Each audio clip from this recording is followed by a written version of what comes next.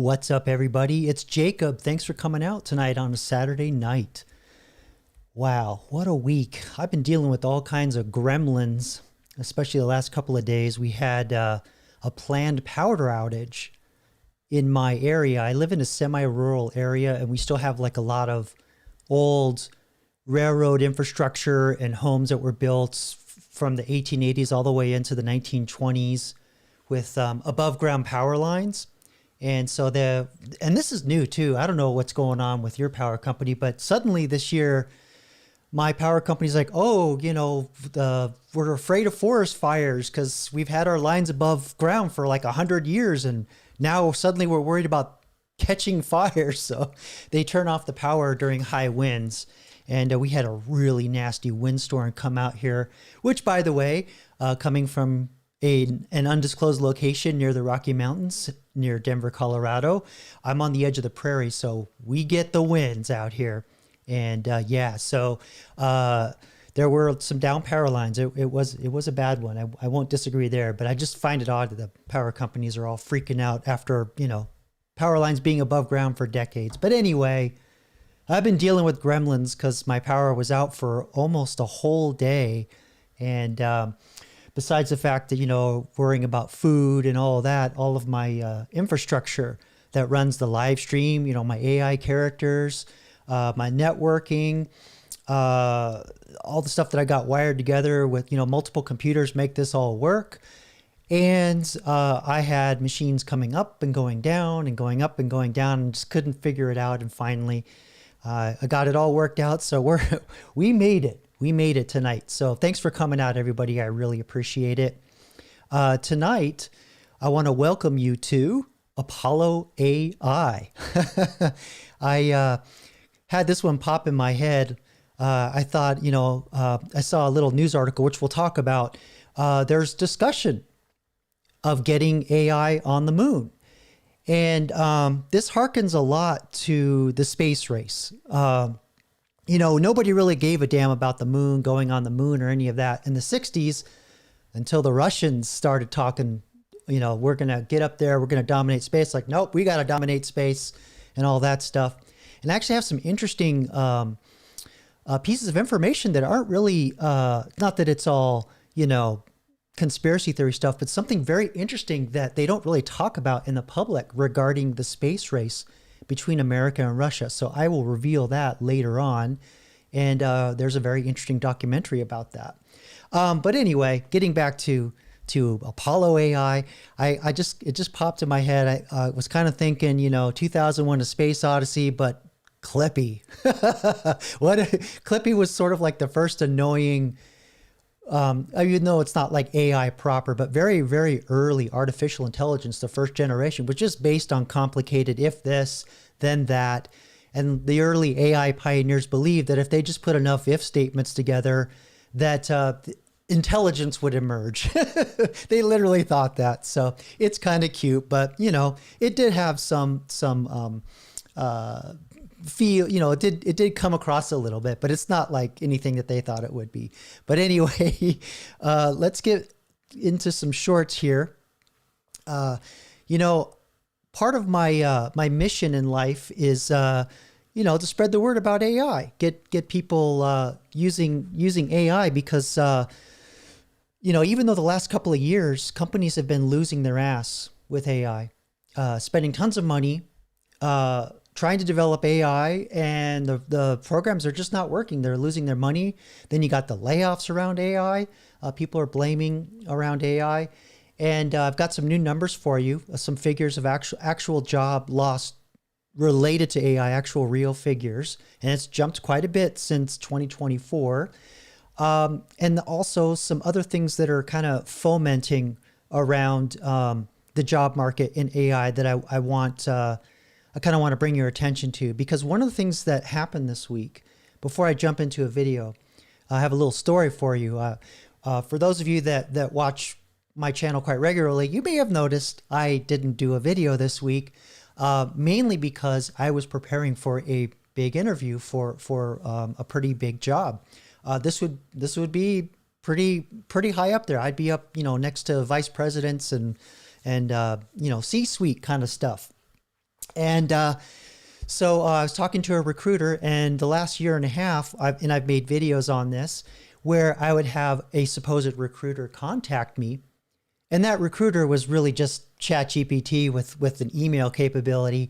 And I made a video about how I actually called out one of these AI recruiters, and in classic ChatGPT fashion, when I chastise it for not calling me and making an appointment, it goes, "You're right. I should make a better effort to schedule and call you." So, I was like, all right, yeah, definitely an agent. But I finally had a recruiter that I saw was actually using AI very well. And so I kind of want to tell you a little bit what that's like if you're looking for work, or if you want to prepare for looking for a job. So what this guy did is he did use AI to find me, and the AI did initiate the contact, and it was the usual platitudes. Hey, your resume is great. If this job opportunity sounds good, let me know and we'll schedule a meeting. And what was different about this is that it was a real person. And when I started talking to the person through LinkedIn, it was definitely obvious that it was a real person, because there were mistakes in grammar. They couldn't get the scheduling to work, so they had to send me a link. And when I finally got the link for the meeting, here's what was different. It was a video meeting. I don't know what it's like in the rest of your all's world when you've interviewed for jobs, but in tech, usually with the recruiters, they pick up the phone and they just kind of want to see, what the personality's like. Are they going to be like the red stapler guy in Office Space, or too chirpy, whatever. They just want to get a sense of your personality, your soft skills, things like that, before they really get into the technical stuff, or just kind of ask high-level technical questions. But this was a link to a video meeting. So I noticed there was a third person or third thing invited, and I was like, that's weird, because usually when you go through, it's like a screening interview, it's just the recruiter. They just want to see, okay, did this person lie on their resume, soft skills, are they really a match? Do they have any questions before I send the job? All that kind of stuff. And when I get in there, I realized, son of a gun, there's an AI listening in on the interview. And so I basically teased the recruiter about it. I said, well, okay, well, since the AI is listening to all of this, let me just talk to the AI for a moment and just rattle off some facts and figures. So in case they want to, like, match my resume to the job description, he started laughing. But yeah, so this is something that I want to point out that I think you're going to see a lot more of is not just the AI initiating contact. There's all this filtering stuff that's been going on with AI. And I've even gone on interviews where I literally got interviewed by an AI avatar. But this I thought was a great use. But there's one thing that I wish that he did is that he disclosed, by the way, there's going to be an AI recording and listening to what you're doing, because technically that transcript is going to go somewhere and train some brain somewhere else. But I didn't want to raise too big of a stink over that at the moment. But yeah, so just something to be aware of. If you are intimidated by those things, don't sleep on AI. You should really start to learn to use it as an everyday tool in your job. Bring it in to what you're doing. Help it write you better emails in response. Especially, like, one of the big things that I learned with AI first, how I kind of got my head around it, was I got a little angry email from somebody on my team very early on in the early days of AI. And I was like, man, I don't know how to deal with this guy. Because my initial instinct is just to go, right? So I was like, no, let's not do that, Jacob. So I put the guy's email in, and I literally wrote the email that I would have written if I was just an angry SOB, and sent it. And then I asked the AI, can you temper this to be more professional but still make my points? And it did it beautifully.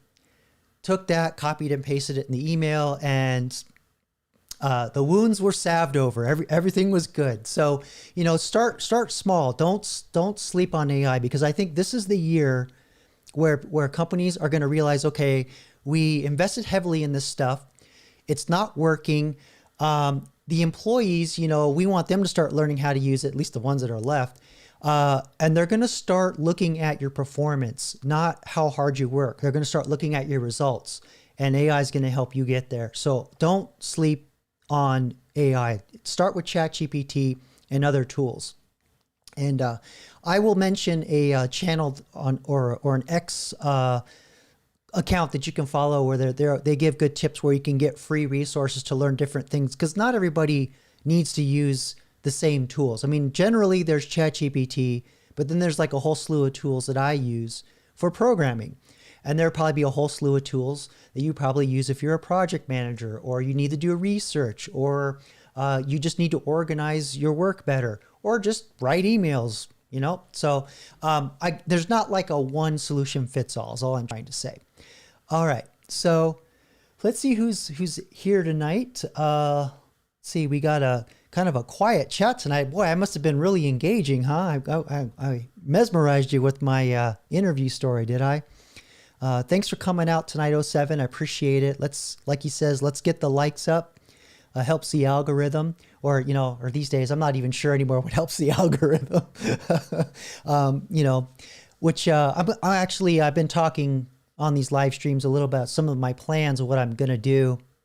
And so I'm going to demonstrate something that I'm going to do, that I started with a little bit of AI, and then I'm zhuzhing it up with other tools. And I know some of you wanted to see me demonstrate how to use DaVinci Resolve a little bit, and some other tools. And I pulled my Canon M50 out of storage. For those of you that are in the know, there's no lens on here. This is not a lens cap. It's just the cover on the sensor. But anyway, click. So yeah, and I have another one that's back there that's sort of just been like, it broke a long time ago, so I just use it as a tchotchke. But I have this one that I bought from a friend of mine who's a very talented photographer, and he gave me a couple of lenses. And so yeah, I'm just going to start doing more with this for B-roll, zhuzh up my talking head videos a little bit, do some more storytelling. I'm trying to get more into like a documentary style, but blend in some edutainment as well. So I'm just kind of having some conversations with ChatGPT, how to convert my usual scripts into that kind of format. And I'm designing, I kind of have this plan to make a bunch of shorts to push traffic to old videos, but those shorts serve a purpose in that they'll help me learn how to do a couple other things. And let me actually, while I'm talking about that, I'll pull up DaVinci Resolve. One of the things I'm going to do is I'm going to push traffic to an old type of video format that I did. Let me see if I can find that real quick. I'll show you. So you know what I'm talking about here. And you probably want to see what I'm doing. I'm just imagining. Maybe you want to see what I'm doing. Here we go. So we'll go to my my videos. Very early on in the channel, one of the first things I did these chatbot debates. And what I would do is I would literally put the phones, as you can see on the video playing there, I put them on a shelf, and I would give each one a personality, and they would debate each other. And you know, one would be on one side of the debate. So we had the deletion debate here. But one of the early ones that I did was where I asked AI. I asked one AI that was malevolent and one that I programmed to be benevolent. How would you govern humanity? And they debated each other on how to do that. So, but back then, I didn't really have the voices because they were built into the phone. So now with video editing, and now that I have the Hale 9000 where I can bring in voices, I thought, okay, well, now I need to start doing some more voice altering. So the AI on the left here, that's Obelisk. Obelisk is the malevolent AI, and the one on the left is Astria. So those are two personalities that I am planning on bringing back into the live stream that will debate each other inside the screen, much like you see here when, for example, when I bring in like the 8-ball Oracle here, you'll have graphics and things like that, right? In the Hale 9000. So I'm trying to bring in more characters for y'all. So that's something I'm working on. And so yeah, I want to give them more personality. And so I wanted to make a voice. So I made Obelisk's voice today. So I'll play a little bit. This is just something I'm playing with. And then I can kind of show you, like, for those of you that want to get into DaVinci Resolve, because it's not just video editing, it does audio. So let me pull this up here, make sure I got it. Make sure I have the right window going here. There we go. There it is. I'm glad I don't do this for a living. Okay, so with DaVinci Resolve, and this is not going to be a tutorial, but I just kind of want to show you kind of some of the things you can do if you're kind of on the fence of whether or not you want to do it. But there's like this edit page where you do all your cutting and your splicing. And right now there's only audio on here, right? So I got these audio clips. And there were, you know, normally it's known for video editing, but I'm just trying to do voice engineering right now. And then there's this Fusion page where you can do graphics and animation, which the shorts I will be building for Astria and Obelisk. I'll show you once I start getting there. But then there's Fairlight, the Fairlight page. This is their audio engineering system, which is really cool, which my big potato head's right in front of it. There you go. So this is the mixing console here. And I just kind of wanted to play you a little bit of what one idea of what I thought Obelisk's voice would sound like. So let's play this back. And the idea what I wanted to do was kind of have like Darth Vader meets cheap radio meets PSA announcement. So here's my first idea of what I thought I was going to do. I've seen things you people wouldn't believe. Attack ships off the shoulder of Orion. I don't know if you can hear that or not. Maybe that's too quiet. Let me, you know what? I'm going to try another method. Just bear with me here, because I think you'll be able to hear this better. Here we go.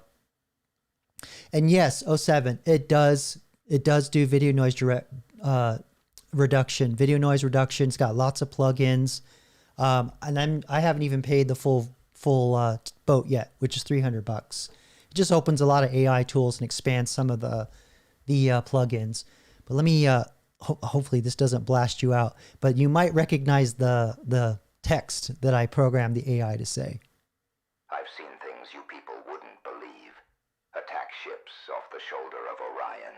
Those moments will be lost in time, like tears in the rain. So I wanted a voice that was neutral, but still could like emphasize words. So it kind of has like this creepy, disembodied sound. So that's kind of what I was going for.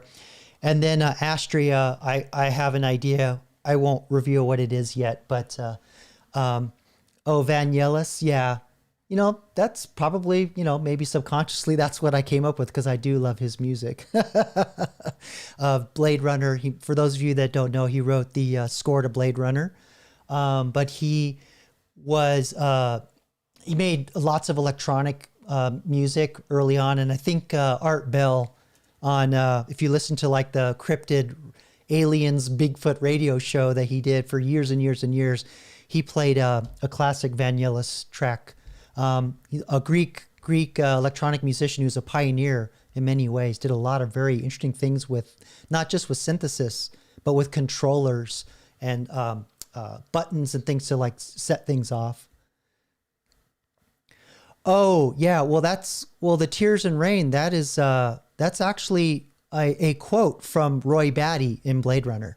He's quoting poetry. Now I don't know if that's an actual piece of literature, but he's quoting literature right before he ends his lifespan.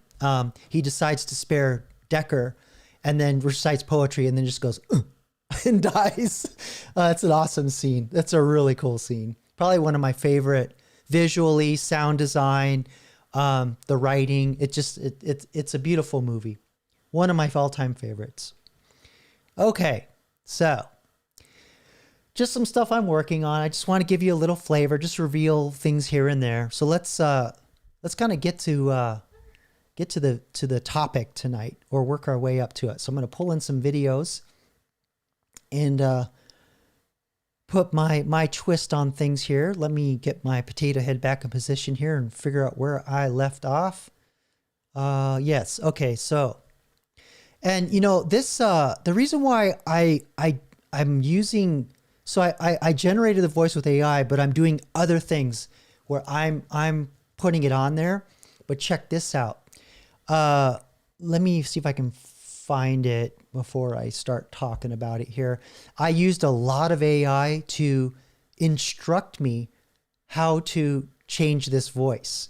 So it wasn't just that the AI generated the voice itself, because I knew I wanted like a deep, gravelly, kind of chain smoker kind of voice, because I knew that if I had a voice with a lot of sonic characteristics, but yet it was neutral, I could do a lot with sound engineering and filtration to really bring out that gutturalness and that kind of implied danger in the voice. Let me see here real quick if I can find the chat that I did. I'll show you a little bit. Yeah, here we go. Just got to make sure I'm pulling it up.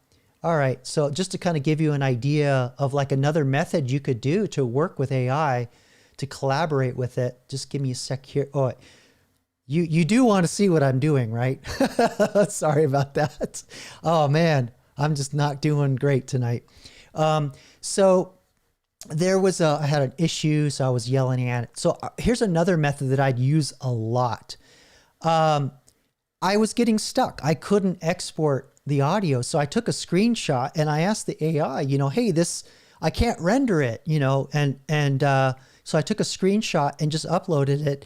And the AI is, oh, you're one click away to get what you want to do and explain to me how to fix it. And it did that.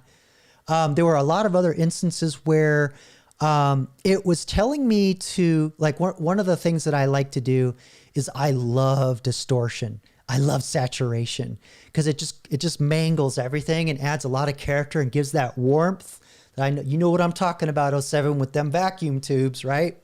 I love adding warmth, especially if I can do it digitally, because it's just, to me, it's just like a flex. It's like, I'll show you how to do it digitally. But anyway, what distortion basically does is it just shaves off the waveform so it just sounds more grungy. And it was telling me how to do it, but it was just like giving me general information. So I was like, well, this is what the thing looks like. This is what the distortion plugin looks like. Just tell me what knobs to change. I don't want values. Just tell me where to change the knobs. And it totally did that.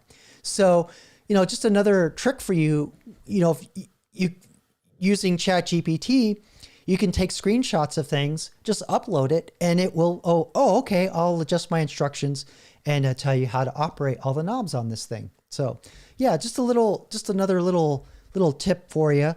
And one way that I'm, part of my journey in 2026 is just to make an improvement every week on something that I want to do. So, for me, it was, I want to do more sound design. I want to do more video, more photography, video editing, things like that. So I'm using a ton of AI to help me explore these things and get better at it. This specific camera, I asked AI about it, and it said, "Oh, you're a beginner photographer. Actually, that's an excellent camera for a beginner. In fact, here are 5 courses that specialize in this camera." So I was like, all right. And they were free too. So just, talk to AI and tell it what you want to learn, what you're doing, what you have, so it can help you work with what you have. And don't go into gear acquisition syndrome like your boy here, who, in the early days when I was getting into audio engineering, I had to have all them plugins. I had to get all that shit. So now I just this is all I have. And the AI totally will have you squeeze every pound or penny out of what you have. It's awesome for that. Okay. So, that's sort of my AI tips for the week. Let's see here. Oh, hey, Lisa, thanks for coming out tonight. Good to see you. Thanks for coming. And Batty Commander is in the house. Salute. Thanks for coming out, sir. Appreciate you moderating the channel. Yeah. So I bought this 5 years ago, right before the coughs, right before the prices skyrocketed on everything. So I went and I was thinking, maybe should I switch to Sony? Because, everybody's talking about that EV7.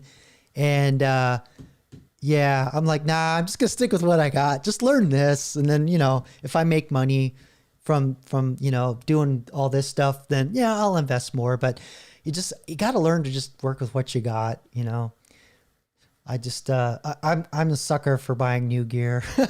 It's one of my guilty pleasures in life. All right. So let's see here. And again, my main reason why my philosophy is I want to use AI to work with what I have, fill in the gaps where I fall short and give me material like the voice, because I know I'm not going to be able to afford a voice actor, so I can get that voice or something close and then, have the software do the rest for me, because I'm putting my personality and putting my taste on it as much as possible. Mainly because of this. I'm seeing, well, not because of me, but because of this. Like this stuff right here is, it has its place, but anybody can do this now. Right? And how many versions have you seen of this already?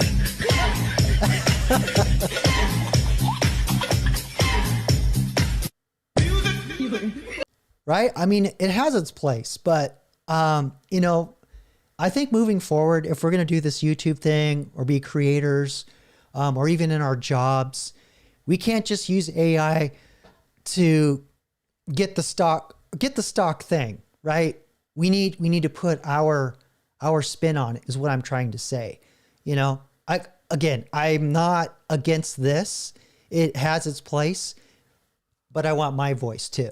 Right. And so that's why I'm showing you these things and why I want to use AI in a way that fills my gaps, multiplies the capabilities that I have, and fills gaps where I totally fall short, and makes me faster. So like I was saying, I take a screenshot. I don't know this software. It's like I've only been running the software like 2 weeks, and I've only opened it like 3 times. And I was like, I'm going to go in the sound page, which is a huge mistake. There's too much in there. So I'll take a screenshot, show the AI, this is what I want to do.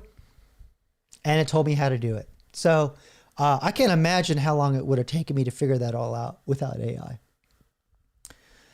Yes, Batty, it is character swap for sure. I've seen probably 5 variations of this. There's probably like, that AI, I think I've seen you use it where you upload a picture and then it shows someone like squeezing it into like a marshmallow It's kind of like one of those AIs. This is like a one-trick pony. It's all it does. Yeah, Lisa. I totally agree. It's cute. It'll be cute for about a day, and then everybody can do it, and then the novelty's done. And this is kind of what the other thing with AI is: the novelty's going to wear off so fast. And you know, I just want to amplify my personality, my voice with the tools. And the other point I'm trying to make is that if you can master those kinds of things now, and when you go into a job interview and they got that damn AI and they're listening, you can go, all right, listen, AI, check this out. This is what I can do. It's like, I don't need the recruiter. I'm talking to you. And I kind of did that a little bit. The recruiter thought it was funny. Next one, maybe not so much, but he was cool about it. And by the way, he did want my resume to pass on to HR. So probably 12 more interviews, but I'm on my way.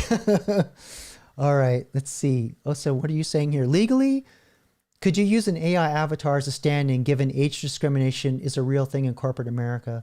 Yeah, you know, that's a great question, because that's the other side of it is that a lot of people are using AI to just absolutely bombard the job boards, where it's not just sending in 100 resumes that ChatGPT can just rewrite however many iterations to submit to the job for you. But there are people that are doing two other things. And one of those is having an avatar, you know, doing a replacement in real time. I have seen video of those things happening. I've even seen a de-accenter where an Indian tech support person was using it to remove their accent. So yeah, and then another thing I've seen is they have overlays. So ChatGPT's listening on your end and tells you the answers. So be prepared for weird tests and weird questions to kind of throw you off guard to see if you are faking it. And I think they're probably going to throw me through the ringer on technical, like give me like a technical assessment, which I hate because, again, I am self-taught. So I don't know all the words, right? I don't know all the computer science terms, but I know how to do a lot of those things because I just learned by doing them. I was mentored by other people. I didn't learn any, you know, everything that I learned in college is like what? So I graduated in 95. Yeah, I mean, I remember what I studied in college. I didn't even use it when I first got my first programming job. None of that stuff. So, and by today's terms, if I took that same curriculum, it would actually be a mathematics degree. So there you go. Computer science / mathematics degree. But my answer, that was a long squirrel answer, but my short answer is no, I wouldn't do it, because you get the job and you show up to the job, then what? Right? What if you have to go to the Christmas party?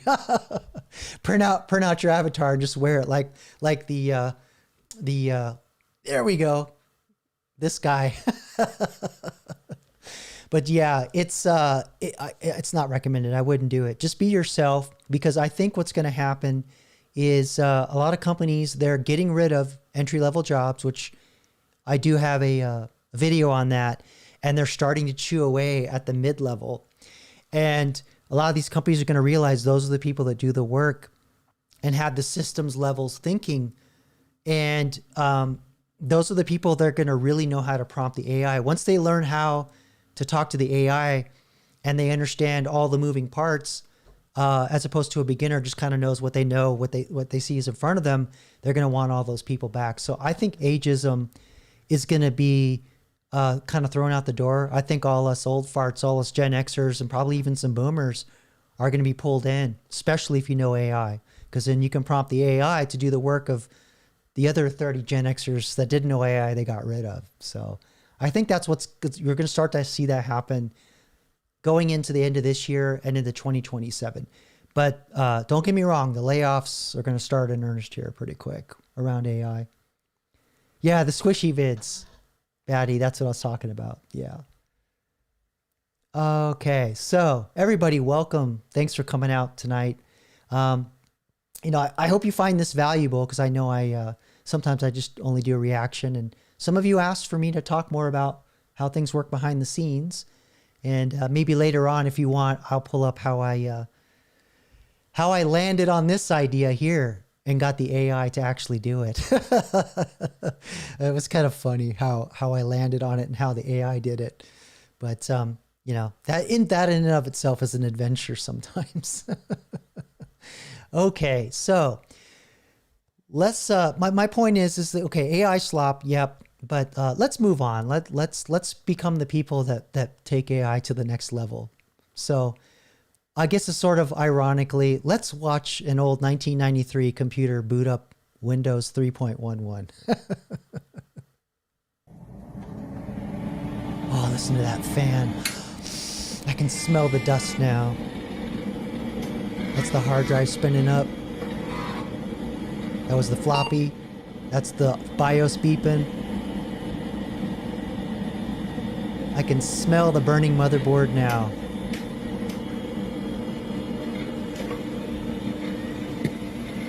What's funny about this, all that stuff you see spinning, there was a DOS, was a text-based operating system, MS-DOS, disk operating system. You had to run DOS first, and then Windows ran on top of that for many years.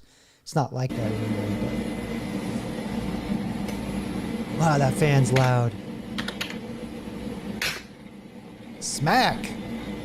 Get that key. Mechanical. There you go. Windows 3.1. All them windows. Perfectly organized. All right. It's a little nostalgia for you all. So, let's move on to some robotics. Or as my buddy Bernie says, robotics. I found this interesting video on Disney actually is training robots how to fall. And there is a very important application to this. So let's check this out. Disney is teaching its robots to fall with style. Seriously. After all, falling is one of the biggest challenges of bringing free-roaming animatronics like the BDX droids and Olaf to the parks. These robots are trained to navigate the real world using AI simulation. Yeah, so the simulations at the top there, that's all inside of a computer. And I think that's real on the bottom. But the real world is unpredictable. Falls can and will happen, and one bad fall could lead to expensive damage and extensive downtime. But Disney Research has a really clever solution to this. They use the same reinforcement learning technique they use to teach the robots to walk to also teach them how to fall, both softly and in a stylized way. Look at the difference between regular falling and stylized falling. It both prevents damage and adds personality. Imagineers can create specific Totally meant to do that. end poses that make the robot fall in honestly hilarious ways. Like it's saying, yeah, I meant to do that. They can even train the robots to protect specific body parts like its battery pack, so fragile and expensive equipment avoids getting damaged. Look at this. This robot has quick enough reactions that it even saves a backwards fall from damaging the battery on its back. Disney Research says that this stylized I know, kind of looks like child abuse to me. falling is really effective, meaning that the dream of Don't freak out, YouTube. Pause. more free-roaming animatronics in the parks is one step closer, or should I say one trip. Nice save. Disney. There you go. Yeah, it's interesting. Disney's always been a pioneer in blending engineering with stagecrafts and entertainment and all that. I mean, just it's always the one thing that really amazed me about Disneyland and all that stuff. And I feel like they got away from that a little bit. But yeah, I'm kind of hearing their parks are starting to fall apart, and their what do they call them? Imagineers are leaving in droves, and all kinds of going to like other theme park companies. Yeah, that's a great question. 07. It's like, if I can't have a drone, I'm launching a robot in the forest. Yeah, I was just getting ready to buy one of those DJIs. There's like a class of drones that's right under just under the line where they're like, you have to have a federal certification, and you have to take an exam to be able to fly these things, whether you do it commercially or not. But there's like another, not like a licensure or anything, but it's more like this is how you don't crash a drone, you know, or where you're not supposed to fly a drone. Just they basically give you the answers. They just want you to read it so you're aware of it. So if you get caught with a drone and you go, oh, I didn't know that. So yeah, you have to like have this piece of paper to show that you did it. I forgot what it's called, but anyway, yeah, I wanted to get a DJI. I think it was 4 Mini, and yeah, Part B, and yeah, then they like the Congress banned them. So, and it wasn't because of the drone; it's because of the old AI's living in China trick. There was a lot of data going back to China on servers of ill repute. Kind of like that, those curtains that I told you about, the curtain rods that I bought, that the command to open the curtains lived on servers in China when there was code that did it locally. It's shit like that. So that's the main reason why they banned them. So hopefully, I think what it is just the Fed kind of sending a signal like, okay, we see you. And maybe DJI will rip that crap out because it's just software. But yeah, I definitely want to get into drones. I wanted that one because it does follows and all kinds of other cool stuff. All right, so let's look at some stuff with the job market. So let me close some of this down, get my potato head in there so you're not. So it looks like I know what I'm doing. Oh, you know what? Hey, one more. Let's watch some more robots. Some more robots working. There's Walmart is really rolling out these drone delivery things, and even the Walmart in my town, my little itty bitty semi-rural town, they blocked off a whole section of their parking lot, and it kind of looks like the same shape of what they did for that video I showed a few weeks ago, where they're going to put the drones to do delivery, and yeah, so I might have to invest in a BB gun, just saying. All right, so here's oops, sorry, my computer just like decided to lock up. All kinds of gremlins. I'm having fun over here. Okay, so the world's first fully autonomous delivery, no teleop, no one. It's all 100% brain powered. So apparently, they're going to show the entire process of delivering food, and I think this is either somewhere in China, maybe Taiwan, perhaps Shanghai. And these robots are doing some things. I'm like, why are you having a robot do this? But let's just see what they're claiming goes from end to end here. And you do want to see what I'm talking about, I assume. So let's play this.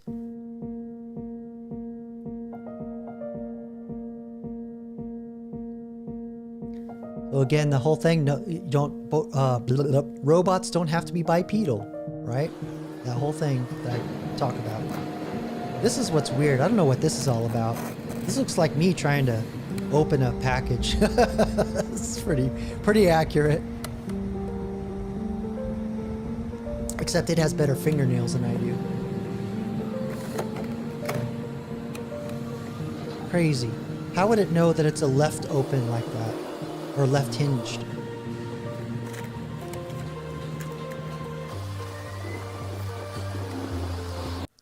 By the way, fair use, YouTube. Don't get antsy on me.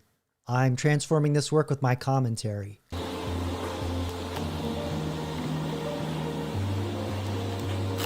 What's it doing? Is it going to break that box down for recycling? That's crazy.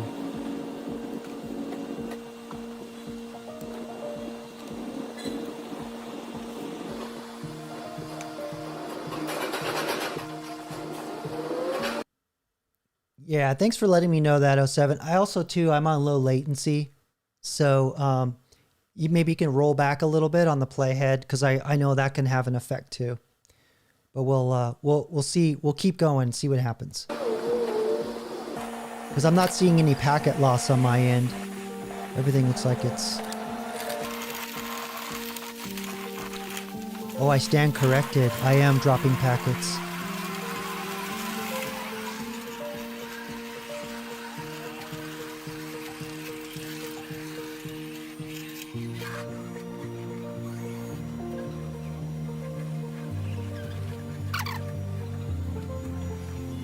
It's taking like 10 minutes to open the elevator.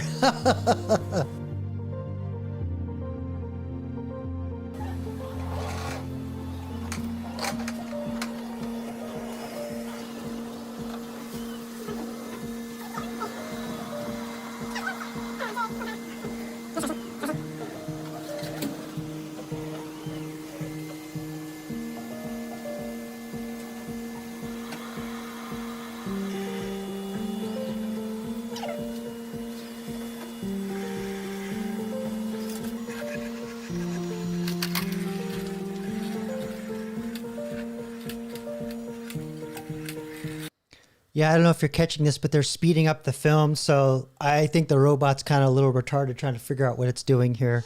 But yeah, I turned off my DaVinci Resolve and it looks like my frame rates are back up again. So hopefully this will fix the problem. All right, let's continue on. Fair use, YouTube.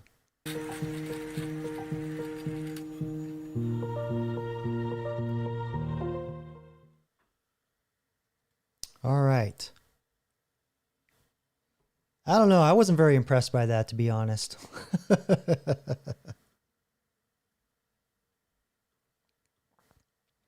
Okay, so let me switch over here. But yeah, there's definitely, I think there's something going on my network over here. Again, we had a big power loss. There's all kinds of weird stuff going on. I've been having gremlins all day. So hopefully it's not too bad. And we'll have to deal with it as it comes. All right, so let me get up the next video here.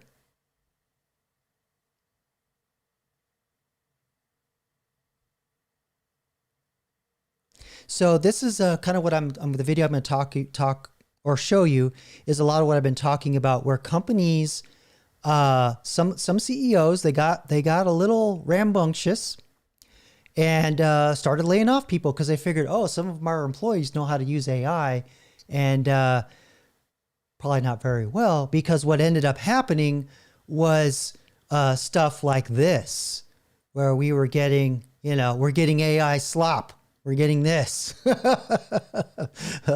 So there's a trend now where employers are starting to hire employees back. It's called they're calling it a hiring reversal, because it says humans are getting jobs fixing AI sloppiness. So let's see what they're saying here in the report. Fair use, YouTube. This is commentary. Well, the rise of generative AI has led to concerns that the technology could replace workers across industries. But some people are now kind of flipping the script. See right there? That's really important at the bottom, really quick. To make AI work look less sloppy, not necessarily fix the sloppy work that's already been done, to make it look less sloppy. So that's the difference between knowing, like I said, knowing how to make this because there's an AI that just will do a swap and it's a template, or, what I'm doing where I get the little pieces that I need, talk with the AI and say, hey, I need help with this and that, and it makes something cool that's got my touch on it, my human touch. Okay? Let's continue on. Through a new category of work. It's essentially fixing AI's mistakes. And even though companies are trying to use AI to eliminate some positions, a recent report from MIT found that 95% of these generative AI pilots that these companies are implementing, they're actually getting zero return on that investment. Generative content can be riddled with mistakes that rarely make for a satisfactory final product. That is where human beings can come in. Writers are... Yes, and also too, pausing for fair use, but also my commentary. Again, it's not just generative AI where you type in a prompt to get it to write something. It's also these agents that they put on the front lines that do the customer support, and they're shitty. They're terrible. Klarna learned that lesson hard. And there are a lot of other companies kind of kept it quiet where they spun up customer support agents. And, sometimes you need human empathy to figure out, what, the manual, the way it's written, and all the procedures that we have to solve the problem is not going to solve this person's problem. And, it takes a human to step in and go, yep, sorry, Charlie, we need to make an exception here. And that happens a lot in customer service, especially when you're dealing with humans on the front lines. Humans are messy, and you can't programatize no matter how smart AI is and how many permutations it can figure stuff out, there's always going to be edge cases. All right, let's continue on. Fixing AI writing mistakes. Artists are cleaning up wonky images, and software developers are fixing app glitches. That's what I'm doing. Let's bring in NBC News tech and culture reporter Angela Yang. She spoke to some of the individuals that are taking on these tasks. Angela, good morning. It's so great to have you with us. So I know you spoke with a graphic designer who says, like, business has boomed, essentially, thanks to AI. And in your reporting, you had some of these pictures where she's sort of like taking these like absolutely nonsensical words and changing them to whatever someone wanted it to say. What did she tell you about how she's working with the technology?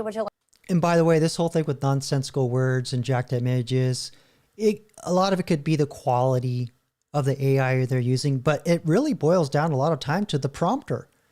How the person's actually talking to the AI. Are they just typing in a sentence that says, you know, give me Ma and Pa with their pitchforks in front of the barn there? Or are they actually they're engaging in conversations like I did here with the AI to, like, you know, go back and forth and make sure it's understanding the problem I'm trying to solve, you know? Because some people, let's be real, some people just phone it in on their jobs, right? So if they got AI, they're gonna phone it in even more. All right, let's get back to it. Learn from her. Yeah, absolutely. She's part of a whole cohort of freelancers who say that they've actually found more work now that there are so many companies using AI to do basically tasks that end up looking really sloppy. And the reason why it's more work isn't necessarily that the work is sloppy, it's that the AI generates so much more than the humans do. So it just amplifies the problem even more. And this is what I deal with every day doing my coding. I have a couple engineers that I work with, and it got to the point where we told one of the engineers, do not touch code with AI. Do not do it. And then the other one, he's like, oh yeah, I just told the AI, you know, what I wanted. And then I went to sleep and woke up and the program was done. And I was like, oh my God. Oh man, this thing's going to have a lot of bugs in it. And this is what's been happening. So anyway, let's continue on. Not my code.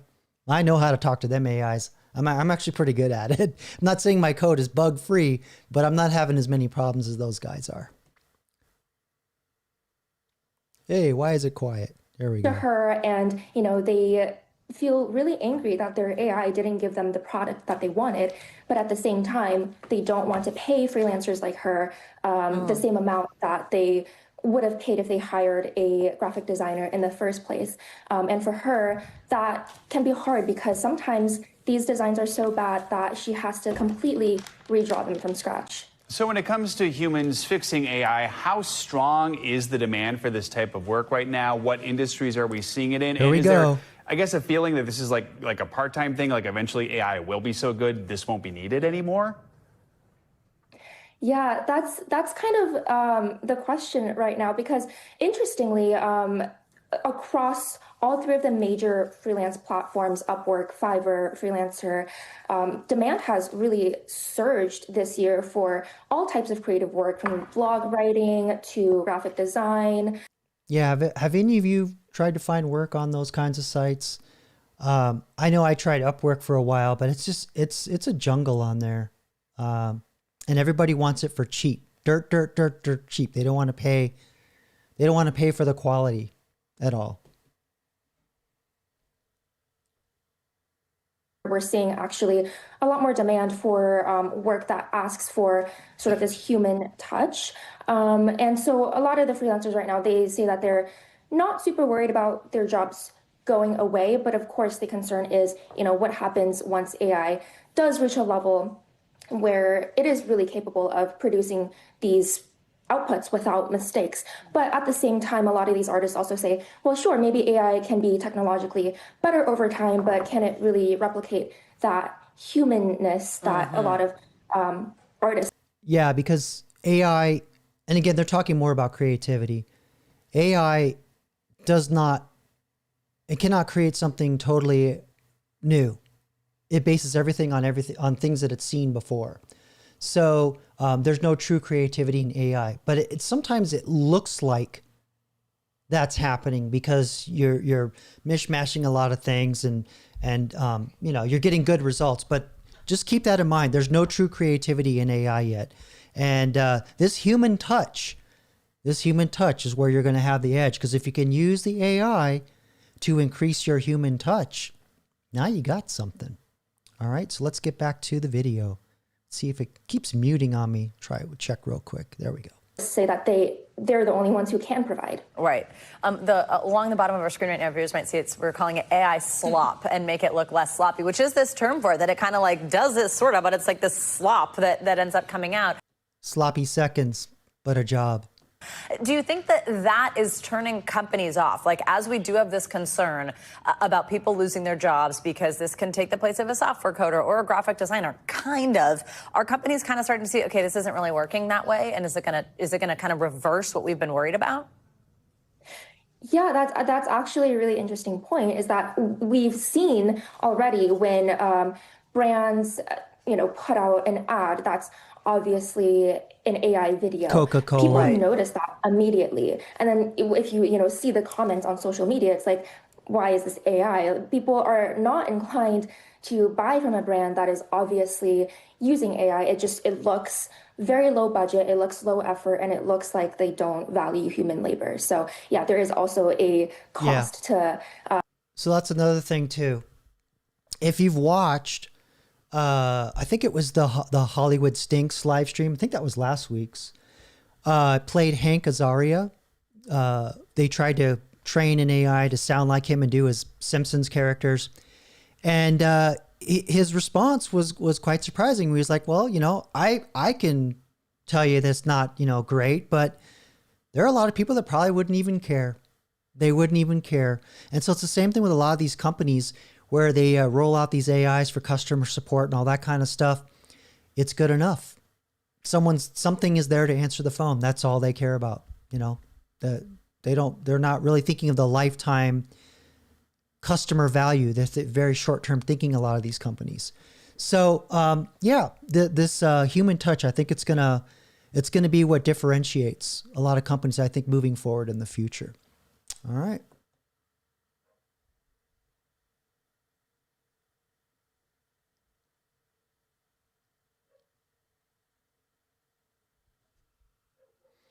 No, thank you. And I played the end of that, but you know what? You didn't miss anything, so you're good. Okay. You're like, what is he yelling thank you for? All right.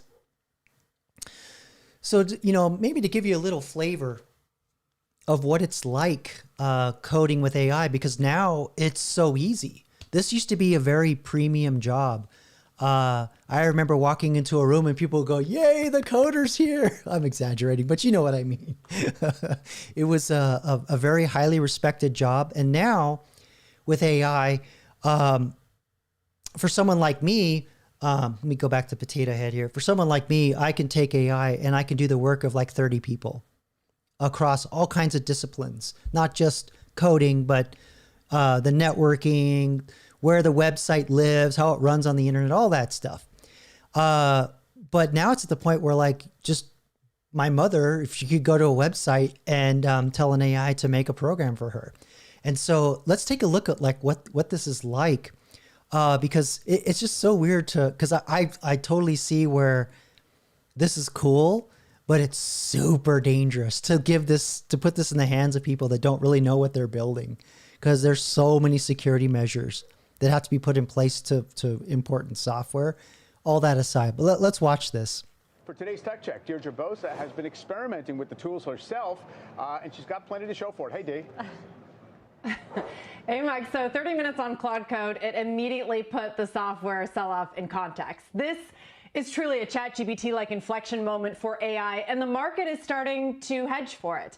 So with just a few prompts, I was able to create something that I've always wanted reporting on the market. So I started simply with this: make a prototype that demonstrates something called an evade-o-meter. It's an analysis tool designed to automate a gut check. So it ingests raw earnings call transcripts to quantify how direct or... Okay, I get the prompt. But see, this is what I'm getting at. Like even with AI, when I'm coding, I have massive, like super long conversations. I'll spend 3-4 hours talking to an AI about what I want to build. That's why my shit's less buggy as opposed to my other fellow engineers. Yes, that's how you do it. So, okay, this is cool and everything, but the only reason why this works for something like this is that somebody probably built this before or something similar already. Because remember, AI does not create from scratch. Okay? So let's continue on. Or evasive an executive is being. This is what I got, an actual interactive dashboard ranking the last Mag 7 earnings calls on evasiveness based on hedge words, deflections, and other quantifiers. Now, Meta, Zuckerberg, they got the highest score, meaning the most evasive, Microsoft, the lowest, meaning the least evasive. So this was truly... So she built all of that with that one paragraph. Okay, well, you know, you got a whole user experience. There's, you know, where does the data come from? How do you secure your data? Where is it storing everything? Where does this thing live? There's a lot of questions I want to know. But, you know, like I said, for some people, this is good enough. It's good enough. All right, let's continue on. Bring this back up front here. Make sure we're not muted. A wow moment for me, and potentially just as or more useful than a professional market terminal. Now, Claude Cowork is only available with a Claude Max subscription. That's $100 a month, but there's other platforms like Replit that offer something similar for free, and now it has the ability to push apps. Yeah, by the way, Replit's AI went crazy and deleted a bunch of databases. So again, like, because they didn't tell their AI, hey, you know, don't be acting like an administrator and delete people's data. So it's just one of the things, if you don't know what you're doing, and you build something like this, you really should have a professional take a look at it ultimately, is all I'm saying. All right. So let's switch over to the potato head here. Doesn't look like the packet loss is too bad, but let me know. As long as the audio is okay, that's mostly what I'm worried about. But yeah, my dashboard says everything's excellent, but OBS is saying you're dropping packets. So anyway, let's continue on. Pull up the next one here. So this kind of brings me around to like why it's so dangerous just to have somebody write a paragraph to make a piece of software. Where does it live? There's a lot of other questions around AI, and that's, you know, is it safe? How do you regulate it? Is what you're writing ethical, right? Are you observing laws around data? Because what a lot of people don't know is that you can't just like have a data center in France and then suck a lot of data over into the UK or the United States, depending on what industry you're in, because there's laws around privacy and data sovereignty. And if you write these programs, you know, not knowing that, you could get in a lot of trouble. But let's, apparently Italy has solved some of these, they're a pioneer in regulating AI. So let's see what they think that they've come up with. Whoops, hold on, my screensaver came on. Hello, I'm back. All right, let me switch over. And all right, white screen intended. Here we go.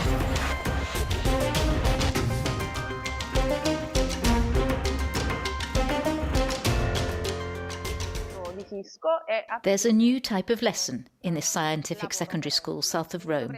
These students in computer science class are learning to set up a network using a tool that is being used more and more often. I give you permission to use your personal computers to use an AI app to search for the configuration processes. And this is actually good.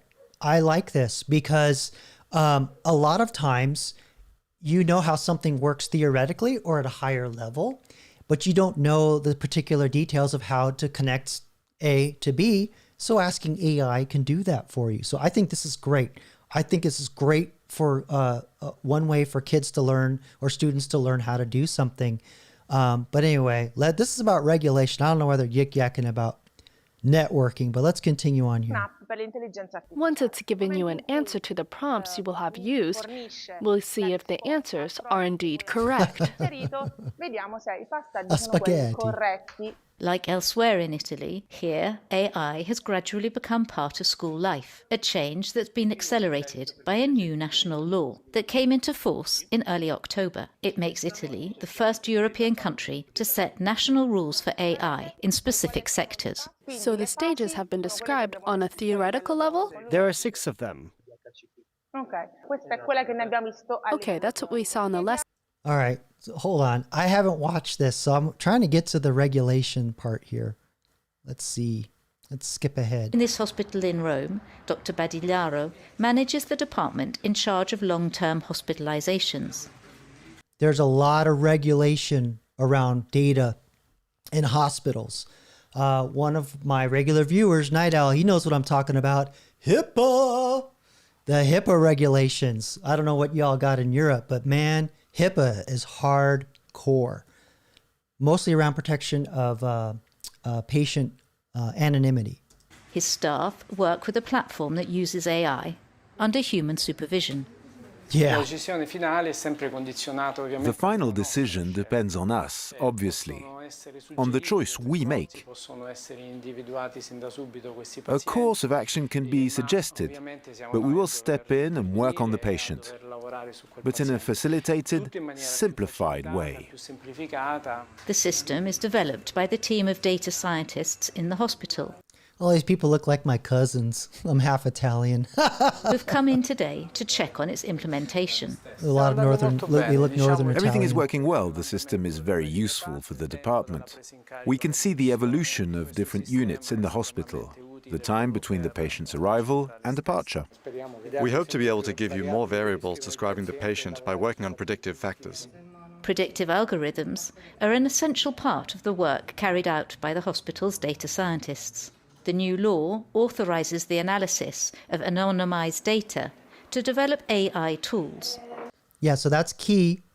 And the reason why I wanted to show you this more technical one is that so that you understand, when you go and get a job and they're going to ask you, have you worked with AIs and data, and do you understand like what anonymized data is? So, this is really important in a lot of industries, is that you don't really want to know who the patients are, literally like personal identifiable information. And so you want to train the data or train the AIs to be within the regulations. And a lot of industries are regulated around privacy. And, a lot of times I actually worked on a project where this medical project, they forgot to anonymize one piece of information, and it was around the supplies they were selling. They were selling the patients, and somebody came in, and an AI governance agent, which is a new job, asked the AI, "Hey, can you tell me who this person is?" And because they had the sales data, they were able to identify, oh, this person had a broken femur. It's this person over here, and big no-no.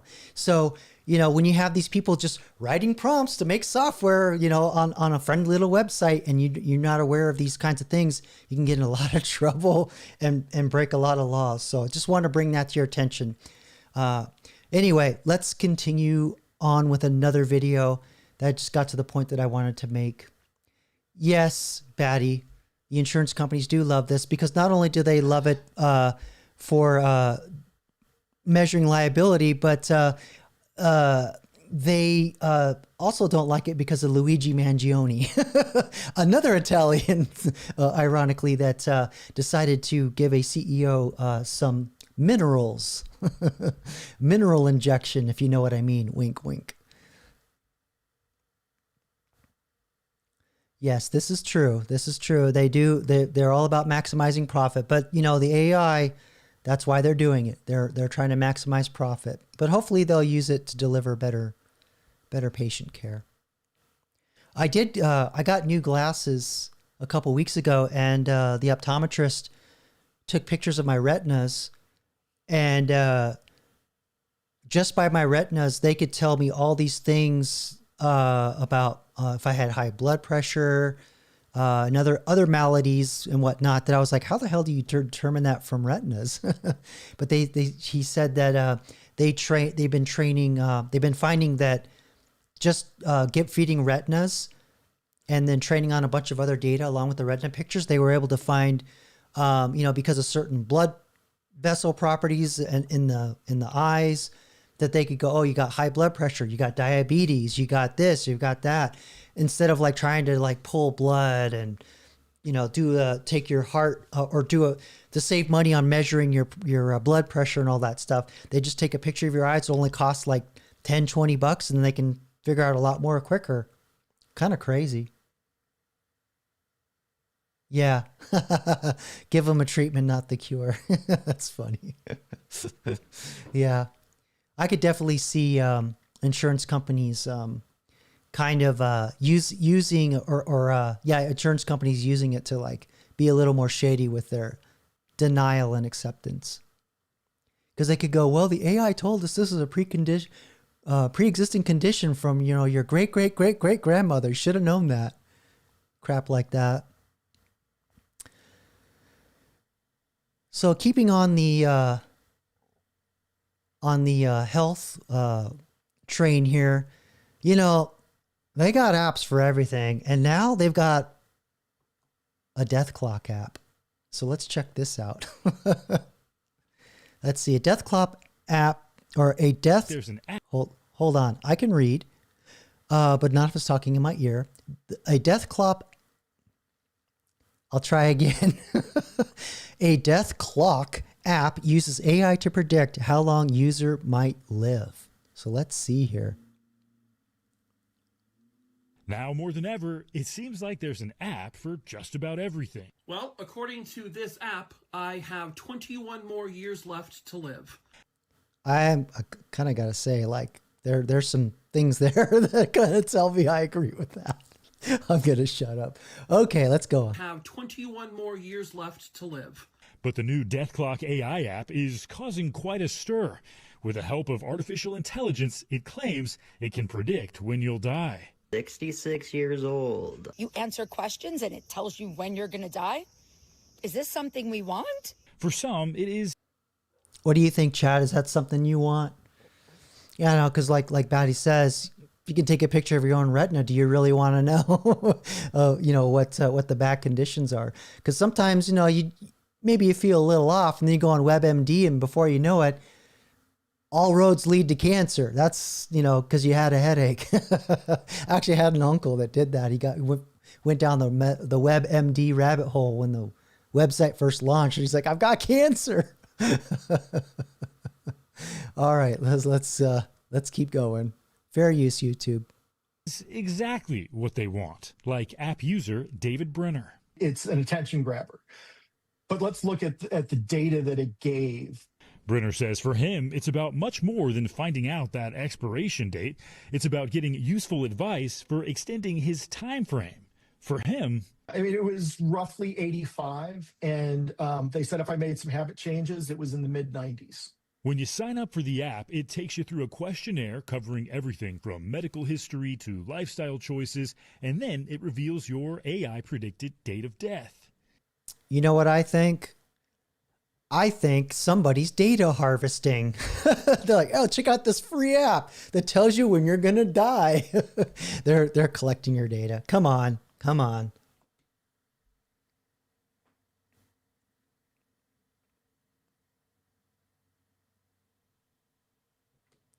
You can't hear what they're saying because I had my potato head still going. Here we go. And it reveals your AI predicted date of death. While the app does give you a specific date, even those behind the tech recognize it's unlikely to perfectly predict your demise.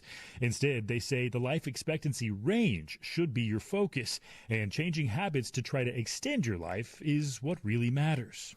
Yeah, I just think the reality is that we're all going to die, and it doesn't really serve us to be in denial about that. The app's creator, Brent Franson, says its algorithms are backed by medical experts, along with more than 1,200 scientific studies on longevity.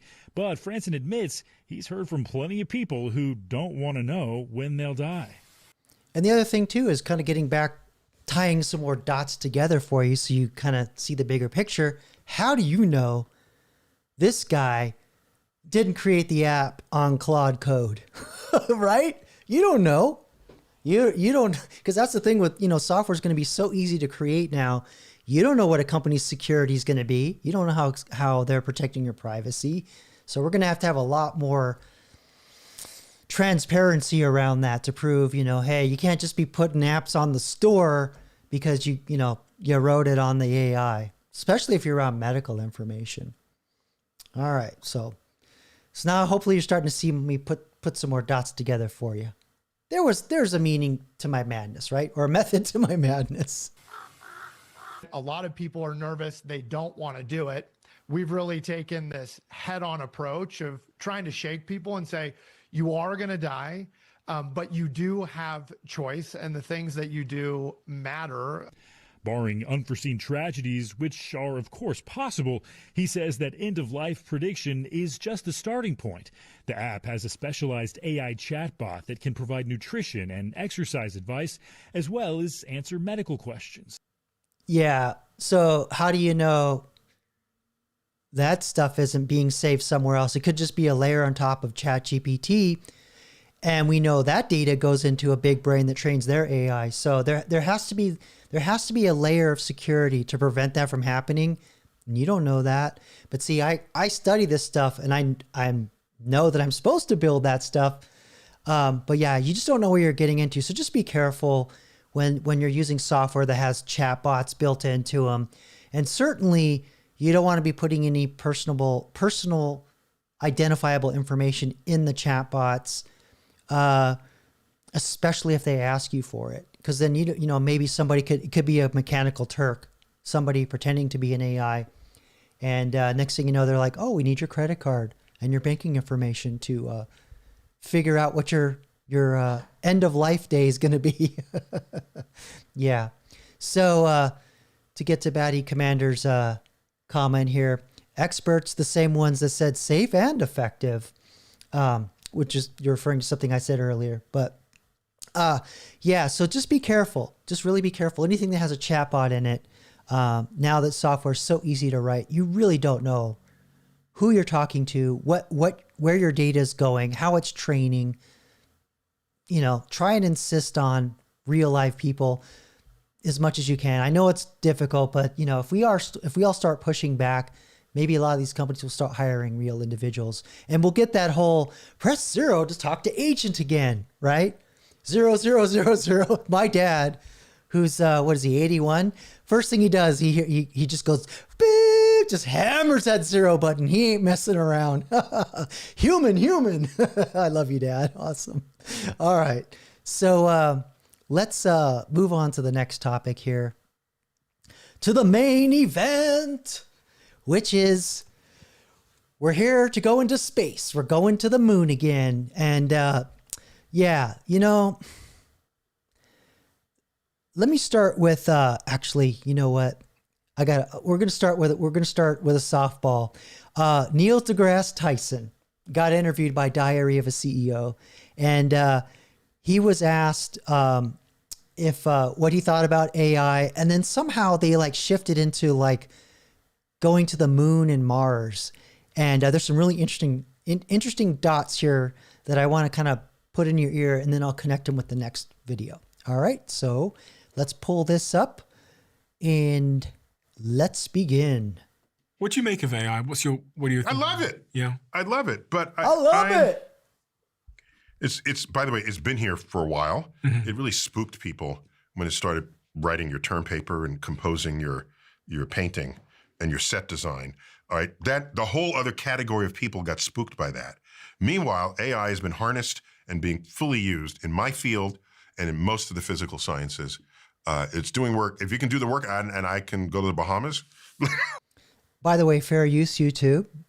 I am transferring this work with my commentary, and that face is a winner. I paused that perfectly.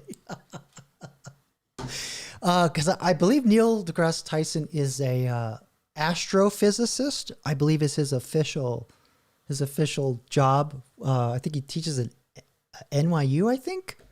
I could be totally wrong, but he's supposed to be a real smart dude, okay, is what I'm trying to say, even though he said some real weird ass shit on around gender and whatever, but I'll ignore that. Let's keep going.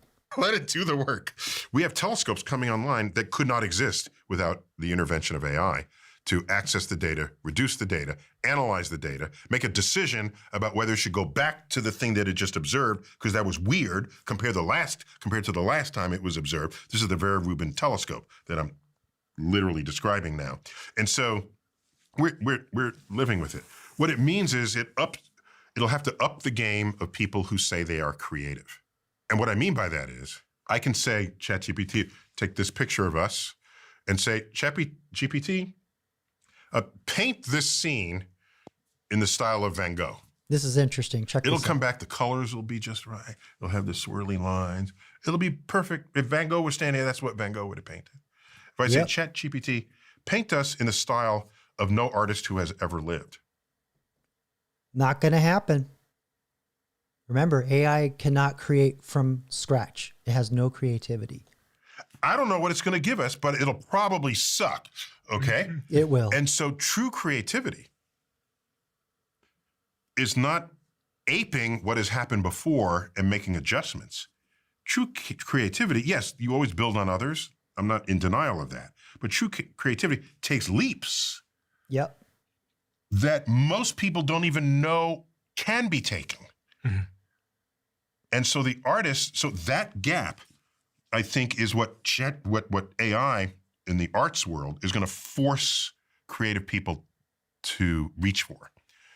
Otherwise, you're replaced by a simple request in the input line of a large language model or of an art.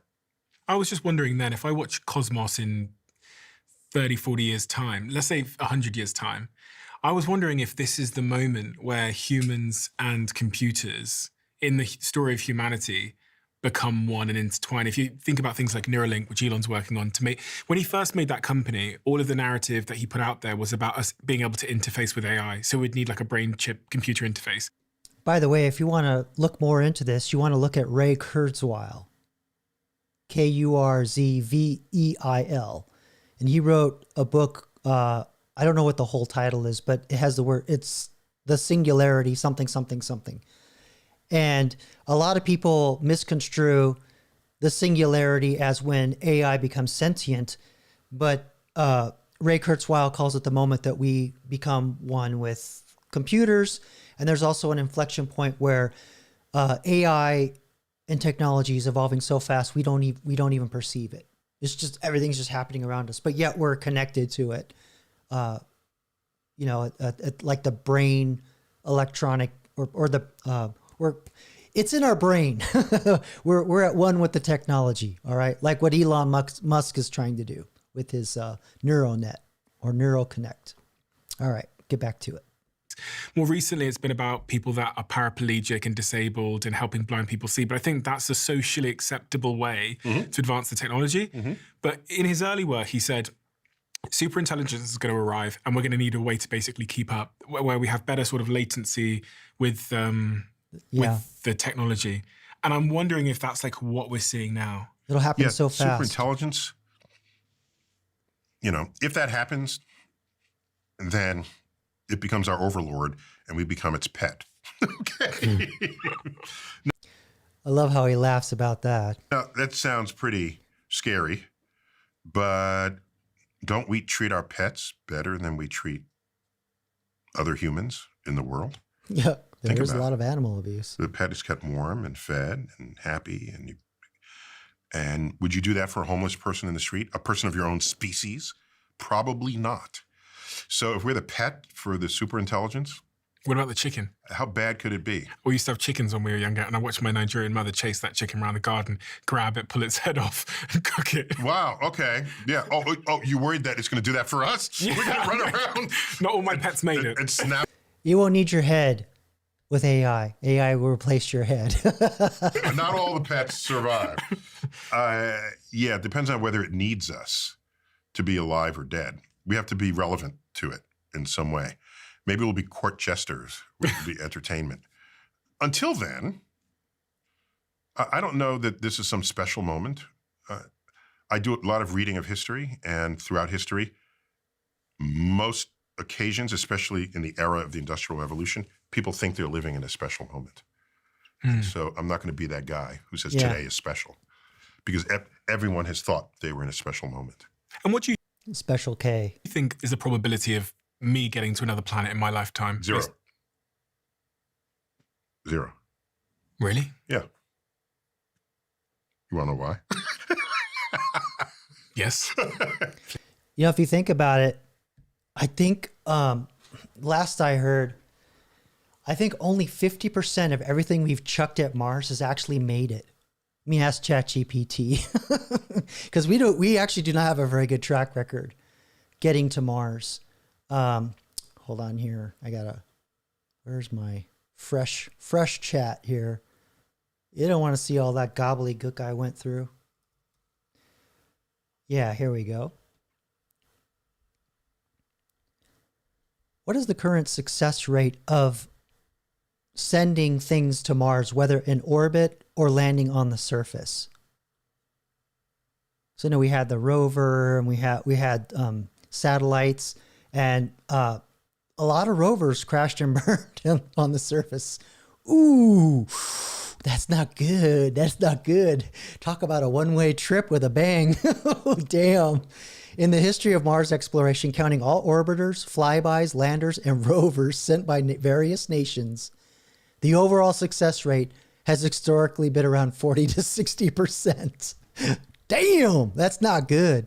And he's going to talk about a little, kind of like the complexities in an inexplainable way, not like super nerdy or technical.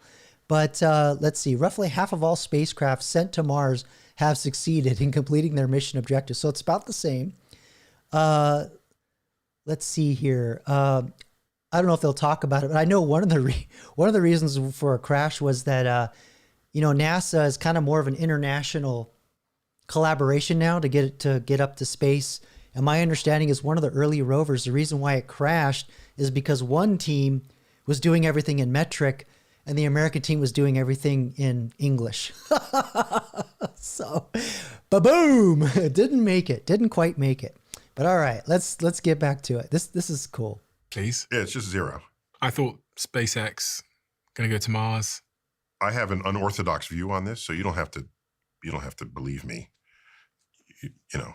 But my read of history tells me that we only do big, expensive things if there's a geopolitical reason for it, either an economic reason or a This is going to lead into the moon thing, right? They're talking about Mars. This is leading into the moon video. defense reason, not just because it's the next thing to do. And when we went to the moon, you realize in 1961, May 25th, President Kennedy, just 6 weeks after Yuri Gagarin flew around the Earth in orbit, and we didn't have a ship that wouldn't blow up on the launch pad that could carry humans yet. Yeah. He calls a joint session of Congress and says, if the events of recent weeks, couldn't even utter the man's name, the events of recent weeks, and I paraphrase, are any indication of the impact of this adventure on the minds of men everywhere, then... Yeah. So yeah, real quick, 07, Voyager 1 and 2 are still going. Yes. There's a really cool documentary about the team that's still doing it and the hardware they're running it on. And because I think one of the Voyagers basically is down to like one sensor and barely able to send data. And they were talking about how they fix it. Let me see if I can find it. It's a really cool documentary. Are you talking about it running on Cobalt for fission? Is that what you mean? Like a Cobalt engine or something? But anyway, or their Cobalt detector. I don't remember all of the details, but let me call this up for you because since you mentioned it, I think you'd really enjoy it, and it's actually going to bring me to the next thing that I want to talk about with like the moon. Well, what America and NASA, none of them want to talk about that happened. In addition to getting our face rubbed in a pile of shit when Yuri Gagarin and Sputnik beat us. It's actually worse. But hold on. Let me pull up ChatGPT here. And it helps if I don't turn on my screensaver. There we go. All right, let me ask it. ChatGPT, why am I telling you this? You know who you are. What is the documentary that came out about 2 or 3 years ago about the team that is still maintaining Voyager 1 and 2 communications? And I know this came out during the pandemic because a big part of the documentary was around how they handled relocating their facilities and dealing with the pandemic and other aging technology barriers. Wow, I sound dumb when I talk to AI, don't I? Okay, let's send this up. It was a really, I know it's a kind of nerdy, but I really enjoyed it. Yes, it's quieter in the twilight in 2023. So let me call that up. Really cool.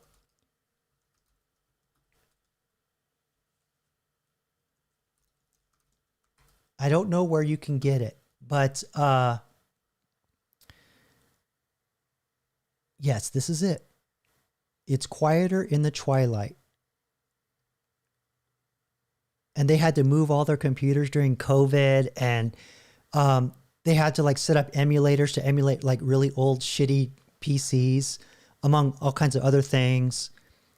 And it actually talks a lot how the sensors work in terms of like the mechanics, how they turn them on and off with their signals. It was very accessible. And there's another site. Let me hold on here. Let me make sure, because sometimes it pulls up ads, and some of them ads are a little spicy. Hold on. Let's just make sure it doesn't do it spicy mode. Yeah, okay, we're good. Yeah, so if you ever want to watch something and you don't know where it is, yes, don't do this for a living, Jacob.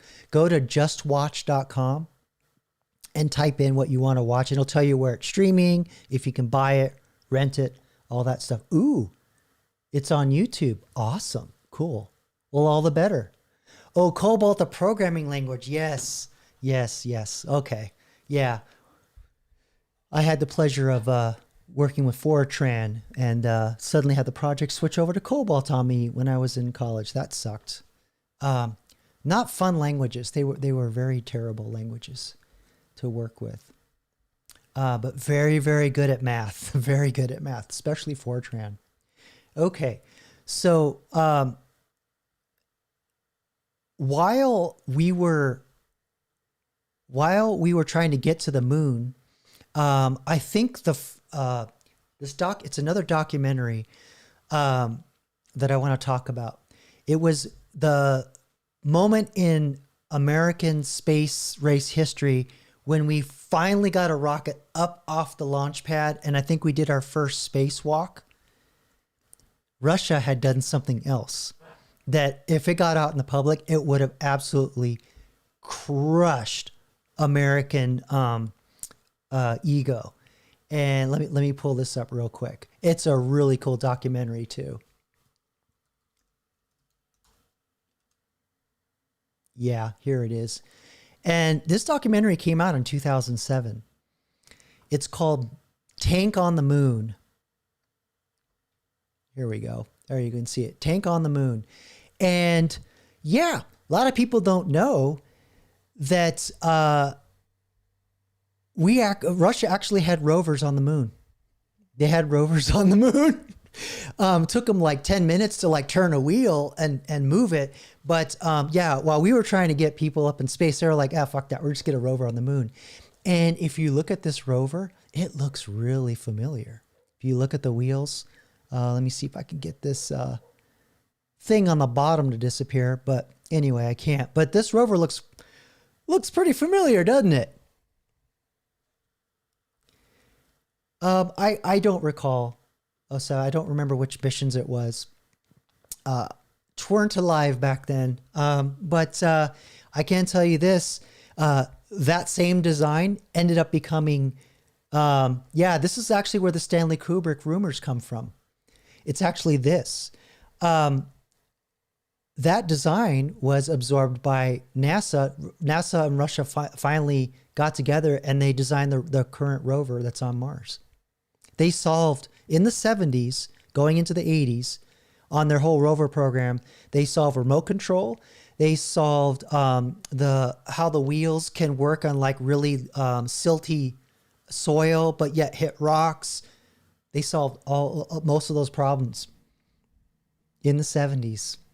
Yeah. So if that got out, because I think they started late 60s, early 70s on the rover program. Yep. So there you go. So when China says we're going to the moon, yeah, we're going to the moon too. And motherfuckers, we're dropping AI there too. So that brings me to my next video. So it's a short one, but it's a news report. And we unless you want me to finish the Neil deGrasse Tyson video. So it's interesting, but I can switch over if you want. We can finish this one. You know what? Let's go ahead and finish it. He has some other interesting things that he says, and then we'll switch over to the plans for the moon. We need to show the world the path of freedom over the path of tyranny. Yeah. It's a battle cry against communism, the godless Russians, everyone in the whole Soviet Union. We were losing a technological race. And that was the battle cry that prompted Congress to write the check. Oh, later on he says, oh, it'll be, put a man on the moon and before return him to safely Earth. And, oh, that's so beautiful. Let's hold hands. That's so beautiful. No one ever spent scads of money just because it was a cool thing to do. That has never happened ever. So we go to the moon. People forgetting why we went to the moon. Hey, man, we got sneakers, Tang, and battery-powered tools, though. Right? And modern satellite communications out of it. So, I mean, it wasn't total loss. Say, while we're on the moon, at this rate, we'll be on Mars by 1985. And by the way, that's what Werner von Braun, the guy who made, I think is it the Titan missiles? Anyway, what all the Apollo missions went up on. He wanted to go to Mars. He wanted to go to Mars so bad.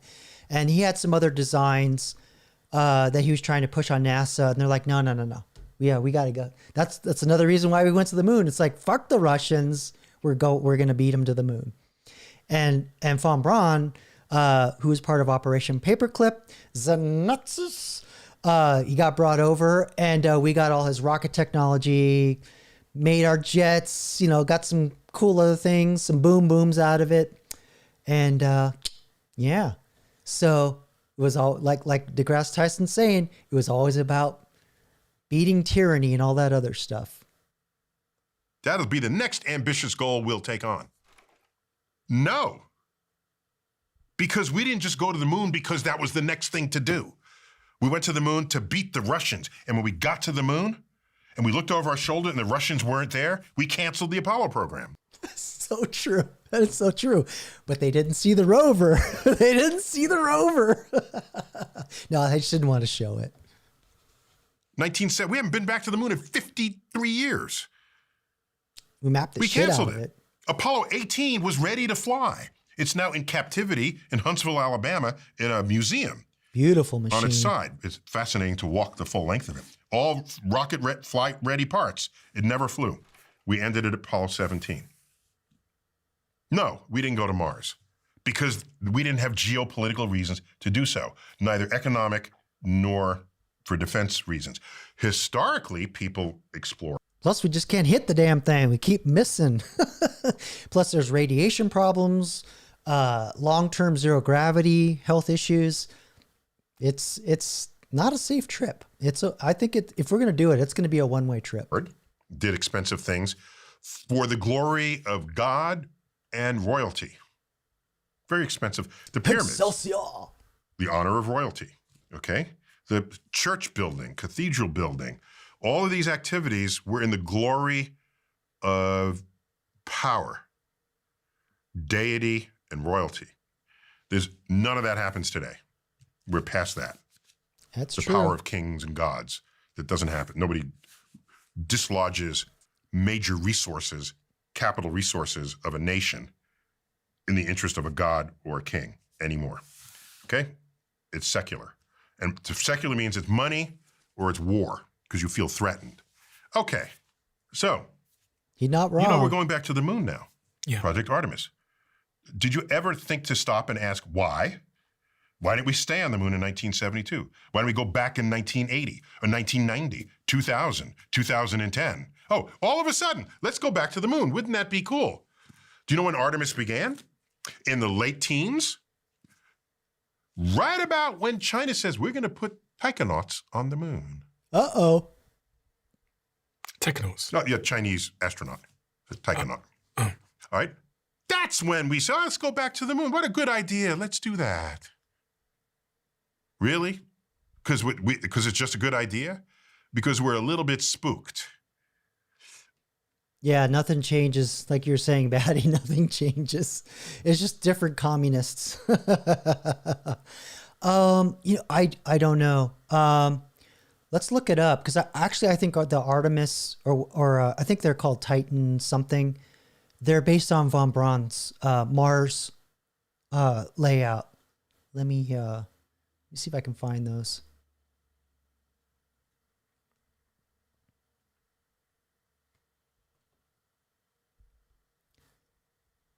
Hey, Mr. Jippity, can you find me images of the Artemis or the proposed rockets they're going to use for the Artemis mission to the moon? And are they based on von Braun's early designs that were never used?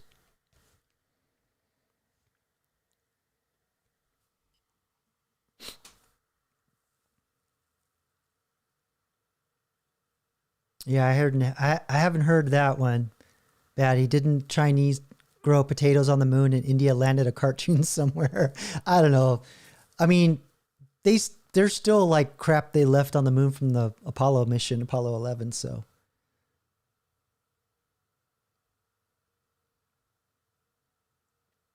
Oh yeah, these don't. Yeah, I guess you're right. They do look. I think those do look like the shuttle boosters. But this is the main one. It's yeah, that's not von Braun's design. But this definitely, the middle part looks like some Apollo, and then these are the shuttle. The outside white, the smaller white ones, those are definitely shuttle boosters, for sure.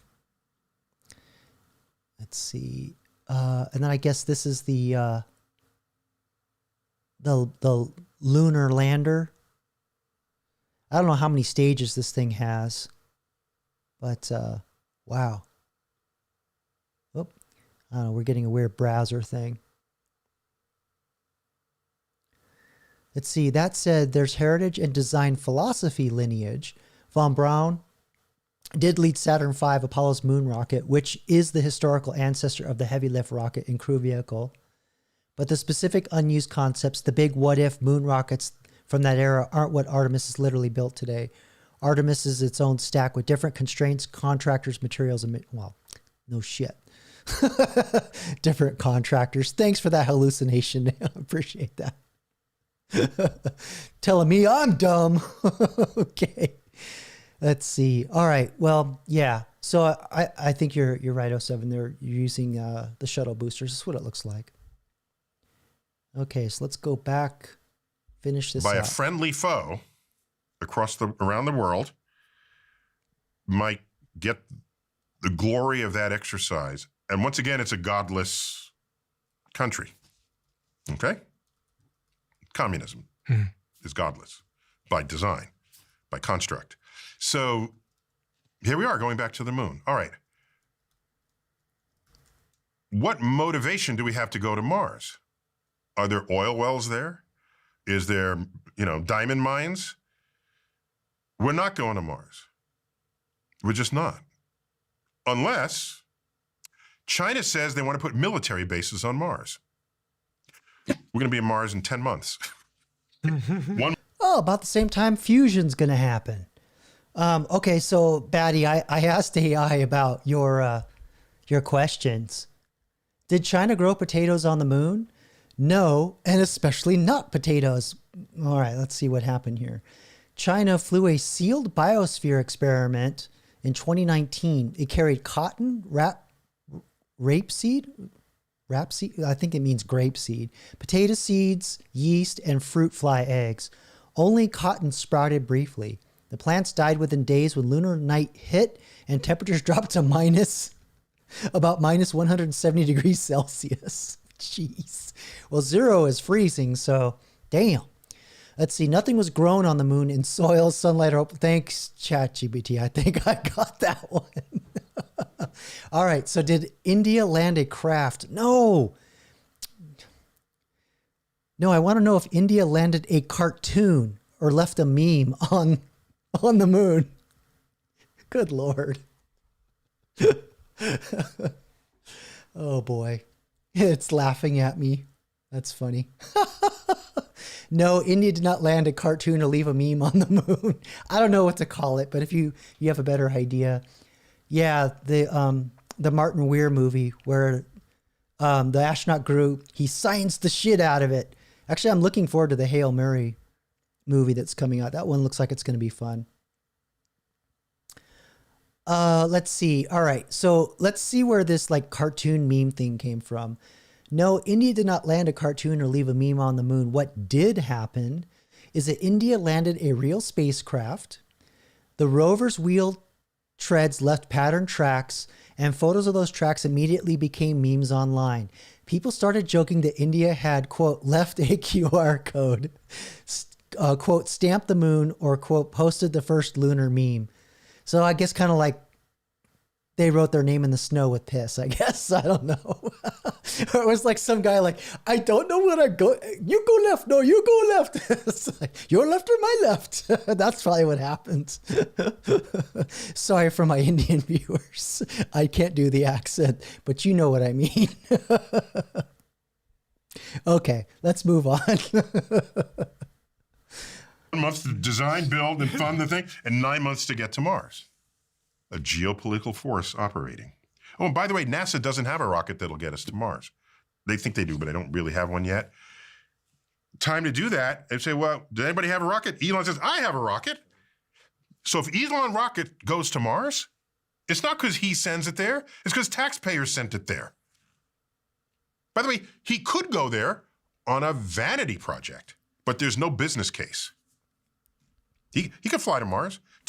You remember that part in or that character in Contact with Jodie Foster? There was that like multi-billionaire that had some kind of like chronic disease that he was staving off because he was in zero gravity, and she stops to meet him. And I think it was John Hurt. John Hurt played that character. But anyway, I was kind of struck by multi-billionaire weirdness in space. There's something about putting your dick in space and doing your mushroom stamp on it and with that kind of money. But anyway, let's go. Team up with Jeff Bezos. They can send people to Mars. It's not a business case. And if you are an investor in his company, you would not agree to do that. You wouldn't. Yeah. But he doesn't need investors because he's very wealthy. He could do it on his own. Are you going to Mars as a tourist? Is that a business case? You ain't coming back. It's $1 trillion to get to Mars, first. Second will be a little less. I don't see that happening. $1 trillion? About that, yeah. If Earth were a schoolroom globe, with your fist, show me where you think the moon is. This is Earth. Take your fist and put it at the distance the moon is. Your fist is about the right size compared. Okay. Right there? Yeah. Okay, not too bad. It's 30 feet away. It's in the next room. Okay. Okay? 30 feet away. Okay. That's the moon. Let's keep going. How far away from Earth did the Bezos-Branson rockets go? Oh, not far. The thickness of 2 dimes above the surface of the Earth. How far away is Mars?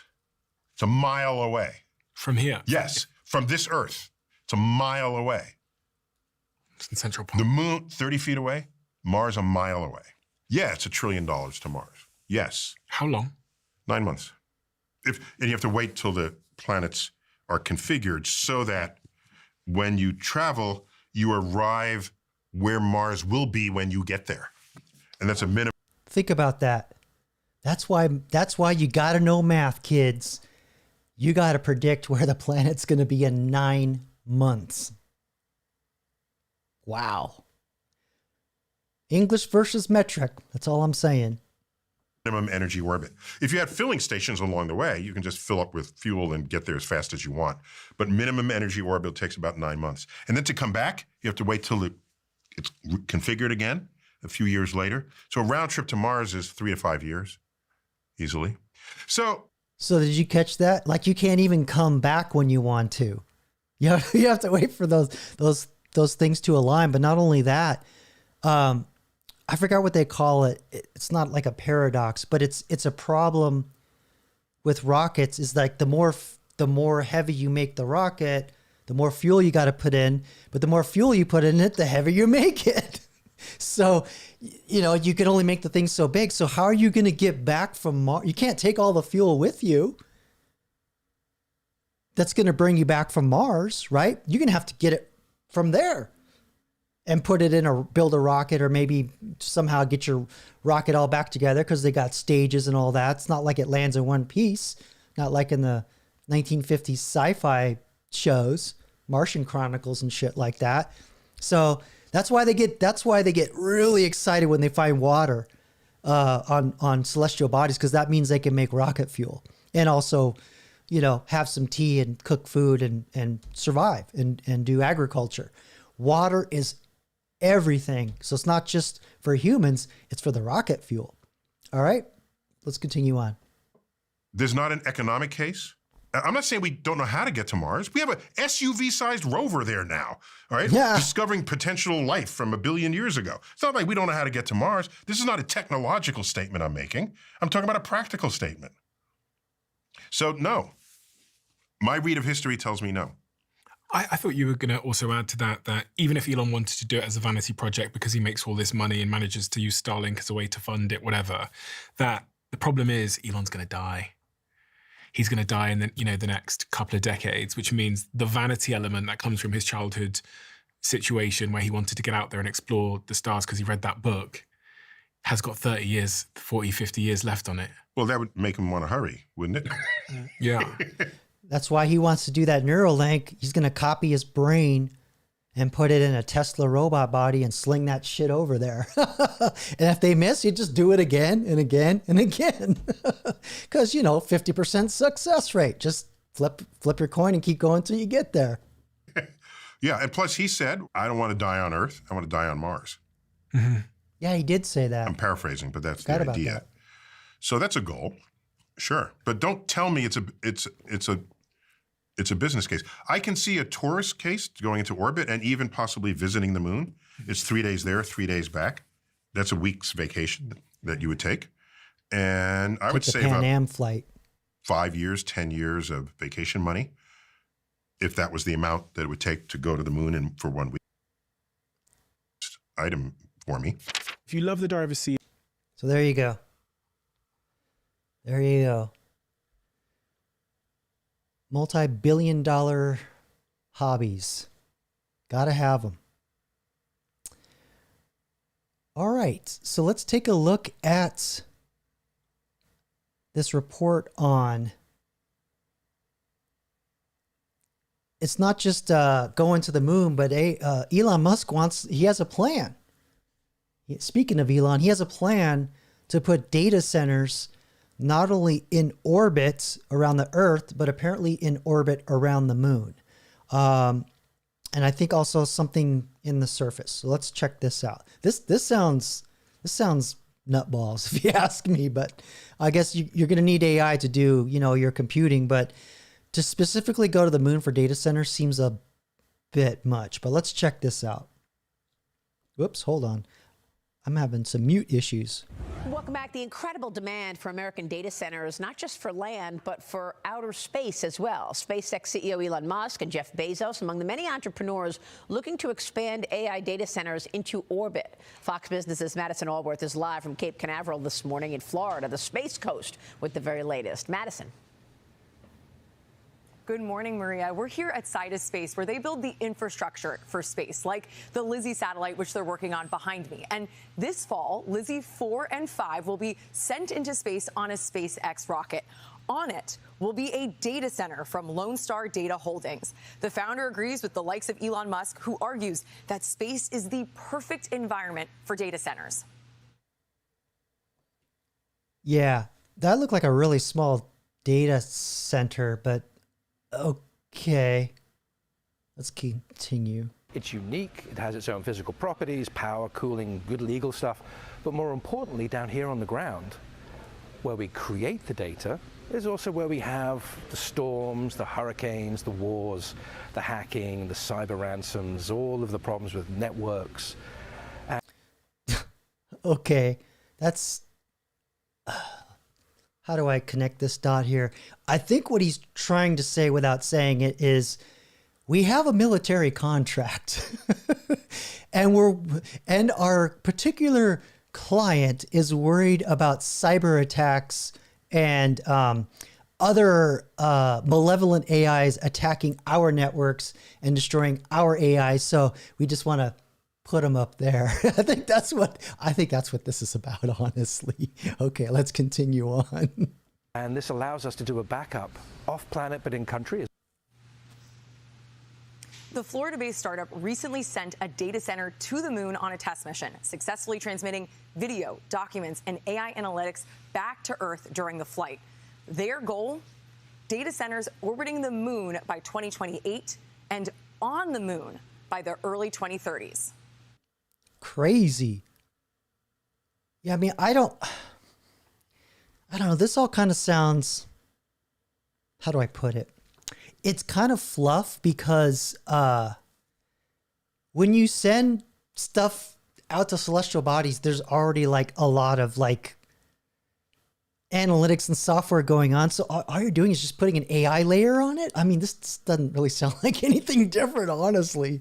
I don't know. This is investor hype crap, but yeah. Anyway, like I say, billionaires, they just want to stick their dick in space. That's all what this is. Okay. But yeah, so there you go. Elon wants to orbit the moon with his data centers. All right. Let me set something else up here. Just bear with me.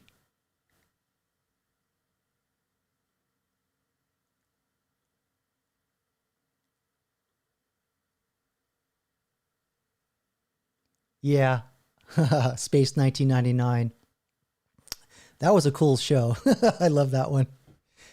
I love the opening disco guitar. That was awesome. It ended up just becoming Star Trek, but it was on a moon. Trying to remember that character. Was it it wasn't they added her in the second season. It was Zira or Zora, and she could like she'd look in the camera and like then turn into a zebra or some shit. It was like totally hokey. All right. You got me to squirrel, Batty. Let's see here.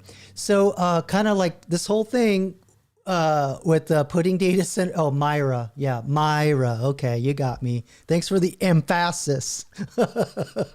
All right. So yeah, there's this whole thing with like putting data centers in space. This is all around defense and trying to protect things. And we're going to start to see, I'll just say it, we're going to see AIs attacking AIs. Our AI is going to like fight with other AIs. And so this report is going to talk about why AI is becoming central to U.S. defense, which is probably also code for attack, but let's keep going. Fair use, YouTube. We're just coming off of 2025's banner year for the tech space. The NASDAQ up better than 23%, powered by AI and surging productivity. Alphabet, for example, touching a $4 trillion market cap weeks after NVIDIA touched a $5 trillion market cap, underscoring how central AI has become to growth and market leadership. Bubble. This phase of tech is also deepening into national security. It's about power, security, as AI rapidly reshapes America's defense capabilities. Companies are ramping up AI investment, expanding production as geopolitical risks remain elevated. You know, you can throw as much AI as you want in security, but as long as you got that goober sitting in the power plant watching porn on a computer that's like critical to the infrastructure and then downloads ransomware on it, you ain't solving nothing. Okay, let's get back to it. From the Middle East to Latin America to Asia. Joining me now is 8VC managing partner and Palantir co-founder Joe Lonsdale. Joe, great to see you. Good to see you, Thank you so much for being here. And you've known this all along. You've been investing in defense technology and winning big on all of this. Assess the backdrop for us. Why is this still central to your investment?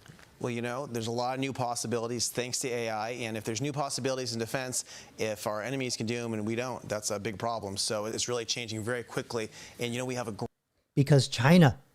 Great Department of War. They're bold. They want the new best ideas to win. They're changing how everything works. You're seeing it play out with what's happening with Venezuela, with competence.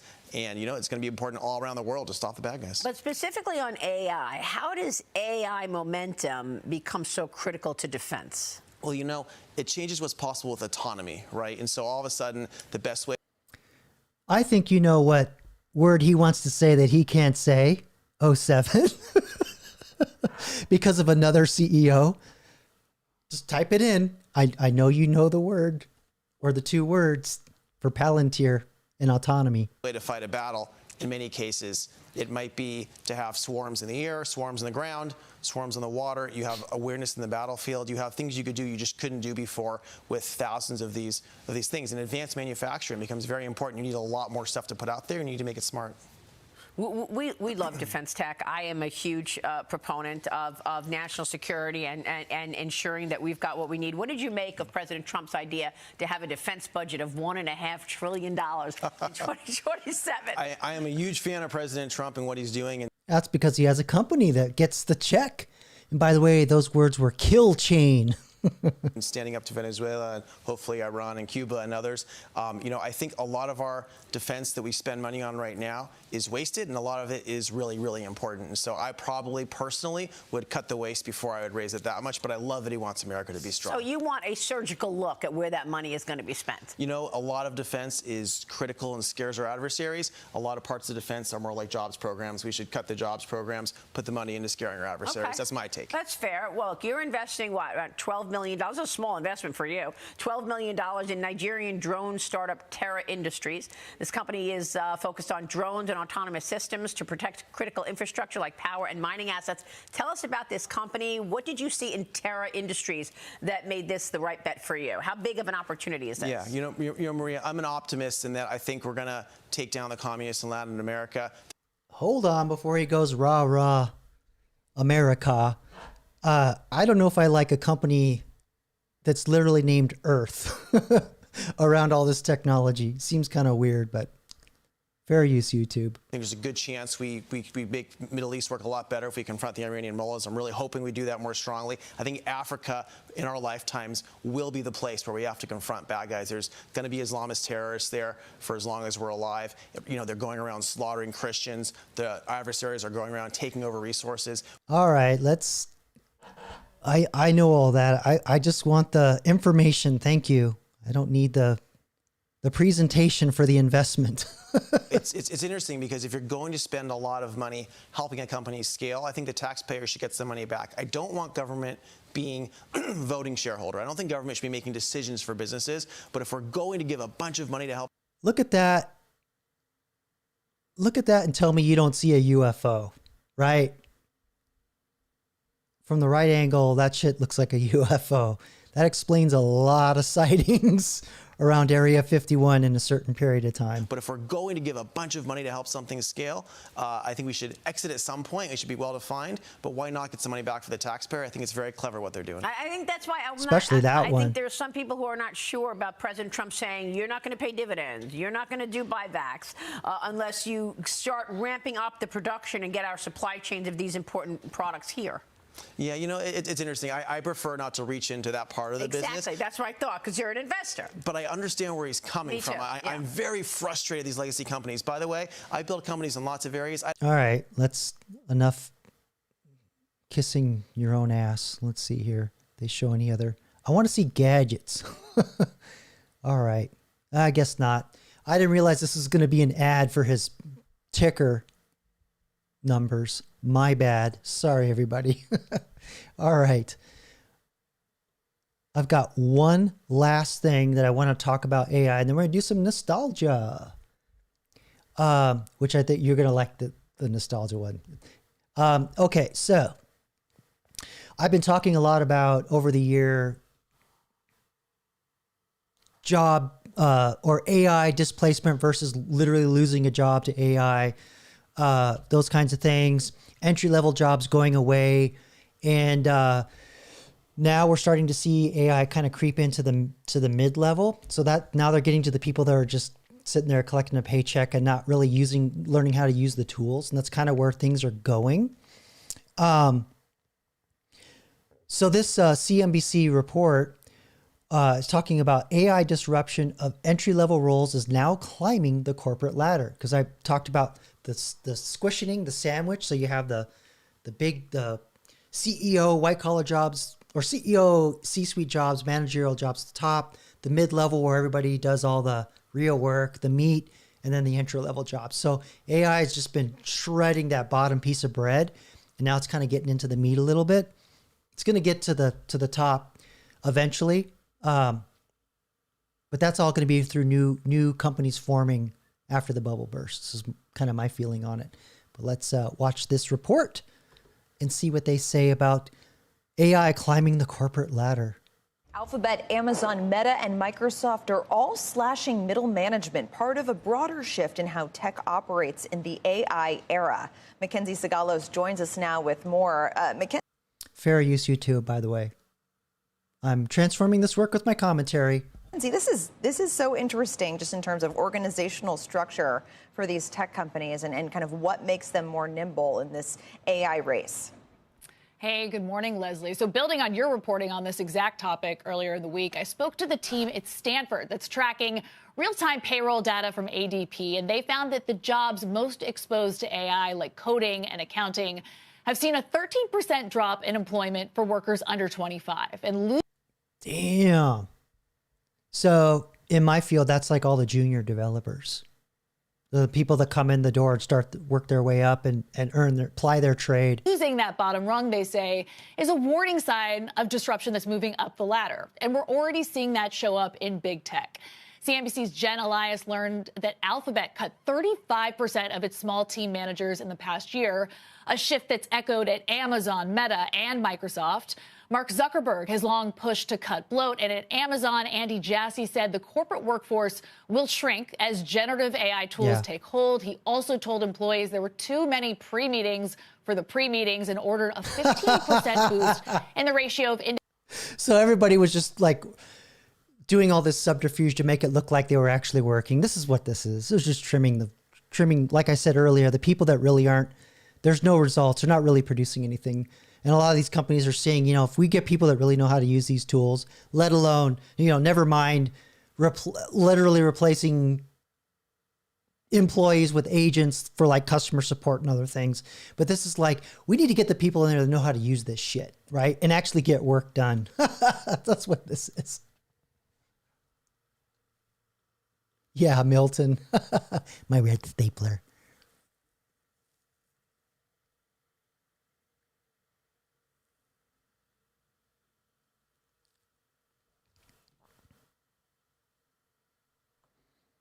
I'm sitting here watching it and you're just looking at me cross my eyes. I'm sorry. I'll back it up a little bit. Execs and the people actually building product. Google's former HR chief under Eric Schmidt tells me that hyperscalers are likely cutting staff to fund chips and they're very pricey AI engineers, but he also warns... That's interesting. I hadn't heard that before. They're saying they're getting rid of the staff to buy the hardware to do the AI. Interesting. And then they gotta be able to pay those like multi-million-dollar engineers to bring them in. Interesting. Hadn't heard the hardware thing. I'm gonna pay more attention to that because that's interesting. That gutting entry-level roles now will leave a hollowed-out pipeline and a shortage of managers later. Yeah. Leslie? Mackenzie, it's all really fascinating. There was a great book that I read earlier this. Most managers are useless. I mean, you could do a lot with AI to help you manage your thing, but you still need a human to like do a larger project management and report up to the to the humans that run the show, that'll be a much smaller body of people. But yeah, most managers, I'm gonna tell you a story about middle management. When I was a young buck at IBM, mid 90s, I was basically a glorified desktop computer installer, right? I plug them in the network, install the operating system, all that stuff. I mean, I knew like how to do networking and all that, but that's what they pay me to do because I was just a little 23-year-old snot-nosed brat. And they put me in charge of one building. This building was notoriously difficult to support because in that building, this is where they would dump all the people that they were afraid to lay off. So what they would do is they would promote them and put them, make somebody like some kind of manager or have some kind of nice title, and they'd move them to this office, and they get there and they find there's nobody under them. They're just sitting there managing nobody. So the theory is instead of worrying about getting sued for wrongful termination, IBM in their grand wisdom thought, well, they'll just get bored and leave. None of these people got bored and left. They're like, fuck you, I'll collect the paycheck. And then they would, but the problem is they let them get a computer. And if they just like put a desk and a chair in there, they probably would have gotten bored. But now they could just go on the internet and doink around.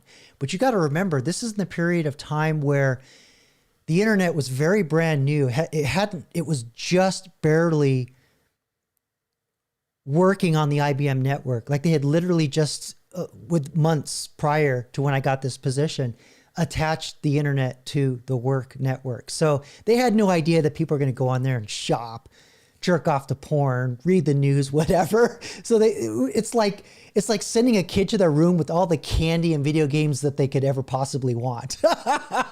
So anyway, that's middle management for you. And so, what they should have done was just trim the fat and got rid of the people is all I'm saying. Yeah. Well, this happened many times, 07. IBM ended up getting nailed with an age discrimination lawsuit, so I'm sure some of them got paid. Yeah. I mean, you have to remember, IBM doesn't really, or you don't know this, but IBM actually makes most of their money through two things. It's not through building software. It's not selling hardware anymore. I don't think they even manufacture computers anymore. They sold to Lenovo, which is a Chinese company. Where they make all their money is suing over patent violations. So they file a shit ton of patents, and then they just hawk after people that violate their patents. And the other thing they make money off of is renting real estate. They lease the land that they have their facilities on, and they own a shit ton of undeveloped real estate too. So that's where IBM makes all their money. All right, let's get back to it. This year called The Geek Way by Andrew McAfee, and they talk about these principles that some of the most successful tech companies have employed in order to... No, I didn't. By the way, I did not have to wear the white shirt and tie. I came in right after that. I wore jeans, a Henley, which is a long sleeve t-shirt, button-up t-shirt, and I had hair down to my ass. Boy, did my managers like me, my old school managers. Be successful in terms of their organizational structure, one of which is ownership and kind of giving employees more control over their daily lives, cutting out some of the middle management. And I just wonder, as we think about some of these companies and how they're shifting the way they think, they've gotten really big and successful because they've employed some of these principles. Do you feel like those are now changing as a result of the technology and just the ultimate pressure and CapEx spending and everything that's happening? It needs to be even more flat and nimble than kind of the structure that's gotten them the success so far. Yeah, the other thing too is the landscape's changing. I mean, obviously, Jacob, of course the landscape's changing, but what I mean is in terms of employees. The reason why the push is so hard to replace or displace people with AI. So displace meaning you have one person that's doing the work of 30 people as opposed to let's fire them all and just put an AI agent in there and have it do customer support. That's the two distinctions.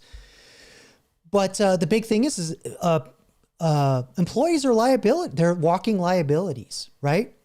They get hurt. They screw each other, literally and physically, or physically and mentally. They cost a lot of money. And it's not just the salary. So let's say, you have somebody that works for $100,000 and you can get an AI to come in here. Let's just do the displacement scenario. You had a team of 30 people, paid $100,000, right? Salary. And on top of the salary, you have to pay all these regulatory fees and taxes, workman's compensation. There's Medicare. There's matching 401ks if you're a nice company, all kinds of stuff like that. It's there's like a, I forgot what the last percentage was, but let's just say there's like a 30% overhead. So if you pay someone $100,000 salary, you're going to pay another 30% on overhead just around the insurance, taxes, all that stuff, right? So now you multiply that times 10.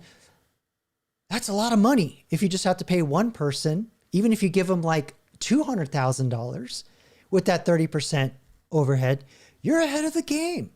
Right? That's why these companies want this shit. They are salivating over it because they see this coming. Okay? So don't sleep on AI, everybody. Be the one they bring in to displace everybody else. Right? Okay. So with Alphabet, it's almost been this boomerang effect where under Eric Schmidt, he introduced something called the Rule of Seven, where you couldn't be a manager unless you managed at least 7 people. And that was designed with a view to basically spread them out so they didn't become bureaucrats, spread them a little bit thin. So they aggressively strayed from that. And we're seeing that show up with the kind of cuts that they're making in the past year. But you get fiefdoms. You get, inner managerial politics and fiefdoms. And it's bad. That's why a lot of big tech, they actually have very flat organizations, flat hierarchy to a certain degree. So it's the billionaire sticking his dick in space at the top. And then you got all the engineers that do the meat work.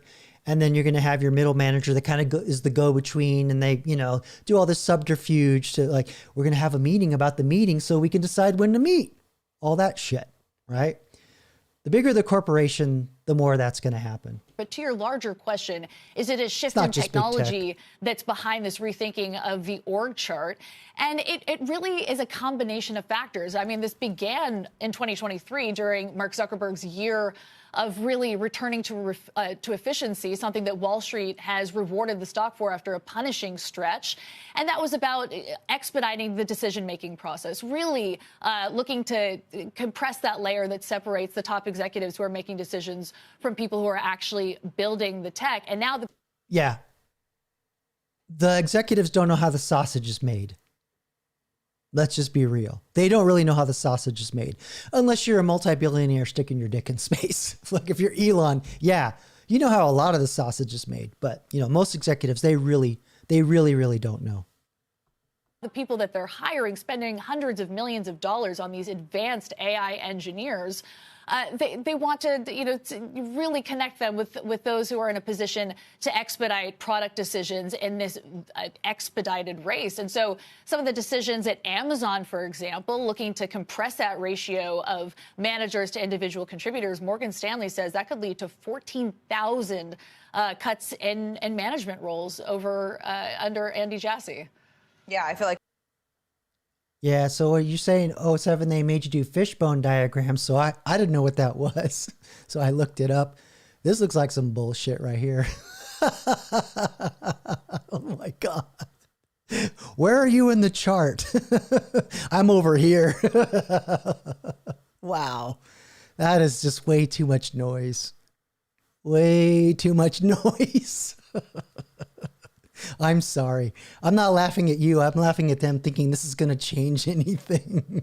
Like one day it's going to flip and it's going to be the managers overseeing like 7 AI agents or AI bots, and there will be no just kind of player employees. So there you go. There you go. Let me close this out. We'll get rid of our Palantir wannabe fool here. Yeah. So hopefully I was able to connect some dots for you, encourage you to, not sleep on AI, because I think 2026 is going to be the year where they're going to start really looking back and going, yeah, we got rid of too many people. Now we need to start bringing in folks. And I think the salaries will be okay. I know there's I think a lot of this has just kind of been a move to scapegoat AI and drive the salaries down. But when they're going to bring someone in that has to have systems level thinking, I think they'll pay better. Oh, really? You were shocked the guy did not have a ponytail. Yeah, I had a pretty long one. I was Mr. Grunge at IBM. I actually had a manager who told me, he says, Jacob, if you cut your hair, you would be managerial material.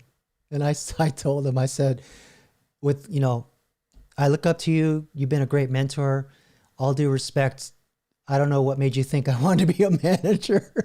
And he looked at me kind of like a little defensive, and he thought about it. He goes, yeah, I see. I hear you. I appreciate the encouragement, but that's not my goal. I was supposed to be a network engineer, and they ended up giving me the job that trained all the boomers to use computers. And I'm like, aren't you all supposed to know how to use computers? This is a computer company after all. So speaking of computer companies, I thought we'd dig up a little nostalgia. And while we're all sitting here waiting for GTA 6, that's never going to happen, let's look at the history of the original GTA Auto in 1996, kind of what it was like to live in the gilded cage of a .com company or a tech company, and see all the farting around they did and no work. This already I can tell this is going to be a good one. All right, here we go. Adrian, this may not look like the offices of a major computer company. It doesn't really look like anybody's offices, does it? But it is, in fact, the relaxation area of a very relaxed company, and they are in their lunch hour, so they're allowed a bit of spare time. This is DMA Design in Dundee. They make computer games. They were only started in 1987 by somebody made redundant from Timex up the road. And made redundant from Timex up the road. So I think somebody lost their job making watches. I don't know. Although Timex did have a computer. Let me show you this. This thing, I remember a cousin of mine bought it, and it overheated and smoked within 30 minutes. Let me see if I can find it. It actually was kind of cool. Is this it? Yeah, the Timex Sinclair 1000. I think that was it. It had, yeah, and you want to see what I'm doing. It had a membrane keys. So when you tap it, it would be make little clicking noises, but it was basically like little membrane keys. And yeah, I remember that. Wow, this is bringing back memories. I remember that manual and everything. And I think it had a little monitor in it. Yeah, we plugged this thing in. Oh no, you attach it to your television. This to convert the signal to your television. Same thing they did with the Atari 2600.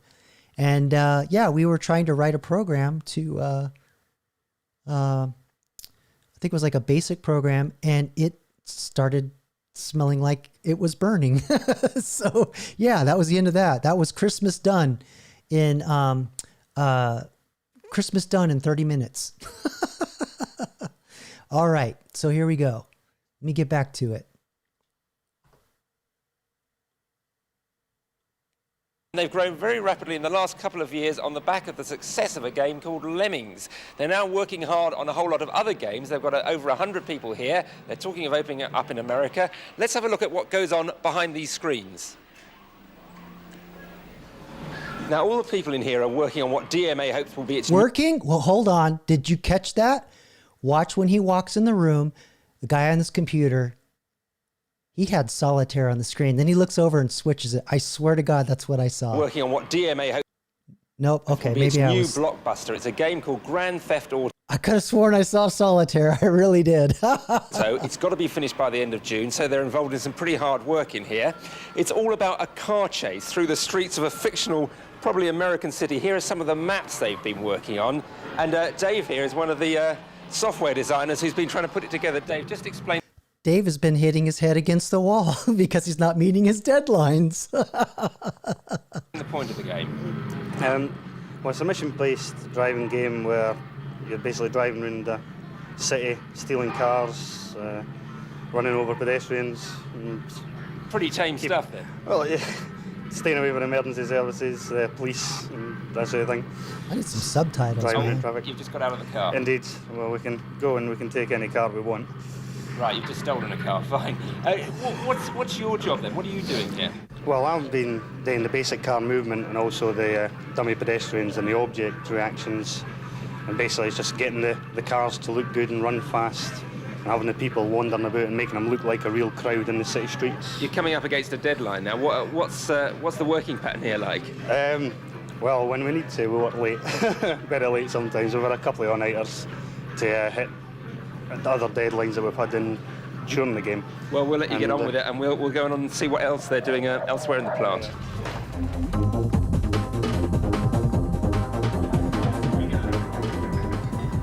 Now, this is DMA's music department. As you can see, they do use real instruments here. Let's find out what they've been doing for the Grand Theft Auto project. Craig, what have you been contributing? I'm working on a radio station at the moment, the hip-hop station. There's a variety of different stations in each car. Well, even back then, they had like little areas you go into, and they got sound design. Wow, I had no idea it was that deep back then. Cool. Hold on, having a glitch. Here we go. That you go into. Every time you get into a car, you get different music. Yeah, different station. Do you see the EMU Systems emulator there? It's not in there, but yeah, he totally would know what that is. Yeah, this looks like my my living room when I was working at IBM, because I graduated with a music degree, and then I yeah, just basically had my bed in my studio. So this is a hip-hop channel that we're in the middle of doing just now. So you're not just taking it all off a CD, you've actually composed it? No, everything's composed in-house, yeah. Amazing amounts of work. We'll let you get on with it. Right, okay. You might think Darren here has gone completely mad, but what he's actually doing is executing punches in the motion capture department. Those punches that he's doing, they're actually being picked up on a computer here, will be used to animate models in another game. And let's come around here. This is the bangs. Look at these monitors. For you youngins, these were called CRTs, cathode ray tubes. And yeah, you turn these on, they go. Probably getting irradiated and your nuts fried using those things. Crashes department, sound effects. What are you going to give us? Well, we've got a car approaching, skidding around the corner, and then finally crashing. Right, let's hear it. Here he goes. Comes around the corner. Nice. Sounds a pretty serious crash. Oh, there he goes again. It's getting worse. Now, this is what sounds like a real dream job. This is the testing department, and Gordon and Fiona here just get to play. Fiona, you got a glitch? No, Gordon, it's good. Grand Theft Auto all day. That's like a day. Gordon, is there anything more to it than just being a games player? It's not strictly true to say that we just play all day. What we must do is convene with the programmers at nearly every stage to tell them what is fun. A programmer has an idea of what a game should do, but a programmer's ideas aren't always fun. Now, Fiona, the only woman in a room full of boys, how do you cope with it? Well, I'm used to it. I went to college for about 2 years, and I was the only female there, so... Yeah. When I was in the computer science program, I remember it was all dudes. And this woman joined the program, and she was attending her first class. So she walked in the door, and all the heads turned and followed her down the aisle to where she sat. Some of the heads never stopped looking at her. I was like, damn, I'm in the wrong major. All right, here we go. I just really get used to it. And how did you get this job? Well, like I said, I went to college and saw the job advertised one day in the paper and applied. And you've always played computer games? From a very early age, yep. Okay, well, we'll let you get on with it. Thank you. Smashing. Now, joining me here is Gary Timmons, who's been here almost since the start back in 1989. A lot of bangs and crashes and excitement in that game. Is that what people really want, all that violence? We find that some people like that sort of game. Different sort of people like different types of things, puzzle games, action. Did you see the guy Gopher back there? He's like, bro, I want to get lunch. You done yet? Right back here. Gopher. Games, action, adventure games. We're finding that network games are quite popular these days. Now, tell us a bit about the people working here. Where do they come from? What sort of people are they? Are they what the ruder people in my office would call nerds? Well, we'll find that here we'll have people from a wide variety of backgrounds, people from art college, programming degrees. We'll have also degrees? Some people straight from school who have joined the playtest department, that sort of thing, a wide variety.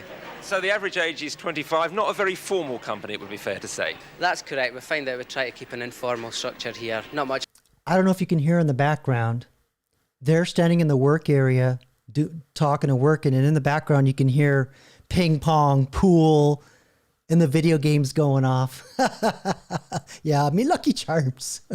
Although I don't think I think this is a Scottish brogue. I could be wrong. For hierarchy. What are these people doing now? They all look like they're very busy at work, but it's actually it's the lunch hour now, isn't it? What are they up to? Some of them might be working hard because of deadlines that are coming up, but we find that a lot of people here actually have an interest in games, so they'll be playing probably the network games at the moment. So all those people sat there were playing games. Doom. They're playing Doom on the network. And they get paid for that? Not at lunchtime, because that's what they do at lunchtime, but during the day it's paid for developing games and playing games. Now, what happens next for this company? How important is Grand Theft Auto for the future of the company? Grand Theft Auto is one of the first games that will be released with... It's everything, lad! It's everything! ...the BMG publisher, and we're hoping to develop future products and hopefully games that people find interesting and enjoyable, innovative products that nobody's ever seen before. You're just as good as your last idea, really, though, aren't you? Well, that's what they say, but DMA are hoping to keep on going on the success that they're enjoying at the moment. Well, Gary, we'll let you get back to your computer and play a few games. I'm going off to play a few now, Adrian, and I'll see you soon. Yeah, I'm sure the BBC is going to copyright strike me. They always do every time I show these. So those of you that stayed for the stream get to see it before I cut it out. Let's see if they, usually they catch it while I'm doing it. They didn't catch it. All right. They'll probably catch it tomorrow. Whew. Wow. Had a lot of frame drops tonight, so I don't know what's going on, but I probably should have rebooted before I plugged in my OBS, but we made it. We made it through the live stream intact. Let me just check a couple other things here that I want to show you. Just double check that I have it. Yes. So just going to give you some more numbers around AI layoffs and what people are thinking and saying. You know, their word against my word, I guess. But let's kind of see what the new numbers are going into 2026 and what the attitude is. But the things I'm already, like I said, I'm already seeing it. It's hiring people that know how to use the tools. There's a lot. It's going to be a lot of it. The article that talked about how AI has... Hold on. It's too quiet. I saw another article that talked about how AI has caused 50,000 layoffs in 2025. And the big companies that are laying people off, it's Microsoft, it's Amazon. So what happens when Microsoft, who just cut 15,000 jobs in 2025, they go back to their auditor and be like, we don't want to pay this much for our audit. We don't want to pay you $50 million a year, $67 million a year. We want to pay half. We want you to use AI. It seems like that's inevitable. It's going to happen. There's no way Microsoft's going to, why are you sending 2,000 people into my building to audit us? You could just do it with AI. And the big firms are going to take a revenue cut on this. There's just no way this keeps going. It's too much money. Well, they're not going to. There's no way they're going to. And here's how they're going to solve it, is they're going to stop billing for time. They have to. This is going to do it. The AI stuff is going to do it. Because like you said, these are companies that are developing AI. They are studying the potential for it to reduce the hours in this kind of work. And they're going to demand that their auditors cut the hours. That's funny. So it's not only companies going, yeah, we're laying all these people off. And we're doing AI. If you're going to come in here, you better use AI too. Crazy. So the auditors are going to have to not bill by the hour. They're going to have to move away from that model if they're still, even if they're charging a fixed fee. Yeah, if it's anything like what I do, I spend like 2-3 hours trying to like get the AI to understand my larger problem. And then when I have it execute, it does everything in like 5 seconds. So there you go. It's based on a number of estimated hours, and they're tracking time. And they're going to have to move away from that if they want to survive. The same way all of us who did bookkeeping work and client accounting services work and outsourced accounting work had to move away from billing for time when we got all the efficiencies of cloud-based accounting systems. It's the evolution of the profession. It's just happening decades later in audit and tax. But it's going to happen. And it's amazing to me to continue reading. Every now and then, there will be an article that pops up on one of these accounting sites, like CPA Trendlines, for instance, and the headline is, accounting firms must stop charging for time. This was a piece on CPA Trendlines by Michelle Golden River, CFP. So again, this is kind of, they're not saying it, but I know this is, they're talking about accounting and it's super exciting, right? But the point I'm trying to get at is that, remember I was mentioning earlier, employees are very expensive, right? You pay, there's the salary, then there's a 30% overhead approximately. There's, legal liabilities. They're going to sue you. They sue each other. They fuck each other. I'm like, there's just so much crap going on besides work at work. And this billing by the hour thing doesn't make sense anymore because it just doesn't fit because there aren't humans doing the work so much, or a very small portion of it. At least that's their mindset going into this. Yeah. So AI is going to audit AI. What could go wrong? Yeah, can't triple stamp a double stamp Lloyd. What movie is that from? Oh, I've drawn a blank. It's funny. At For Advantage. And basically the premise of the article, or the message of the article, is that traditional hourly billing is outdated and preventing accounting firms from achieving the revenue growth they need to remain competitive. Yeah. So there you go. Just kind of want to start introducing some new ideas of how companies are thinking, not just about AI, but around business. And because if you can talk about these things in interviews, you're so far ahead of the game of everybody else. Okay. So yeah, because the last number I heard with people getting laid off from AI, it was 10,000. I think that was the number from 2004, and now it's 50,000 that they're claiming. But again, I wish they would say displaced versus replaced. It's confusing. All right. And then we have the other side of it. AI will create 4 million jobs by 2025. Companies are paying $300 to $900K for AI roles. That's like people that build AI systems on the higher end. But I wanted to show you this channel because this Tulsi Sony is always throwing out like places where you can get free AI education. And some of it is, some of it can be pretty thick, like machine learning, data analysis. Oh wow, Power BI. So you're like sucking in a lot of data and looking at it. But there's also some things in here about prompt engineering and so that way you can kind of go, well, I'm in this industry. Maybe I can go and look at this kind of prompting thing. So I would check out Tulsi Sony on X and see if you can find some free resources to get some training around AI. Yeah, just don't sleep on it. Start doing more than talking to ChatGPT.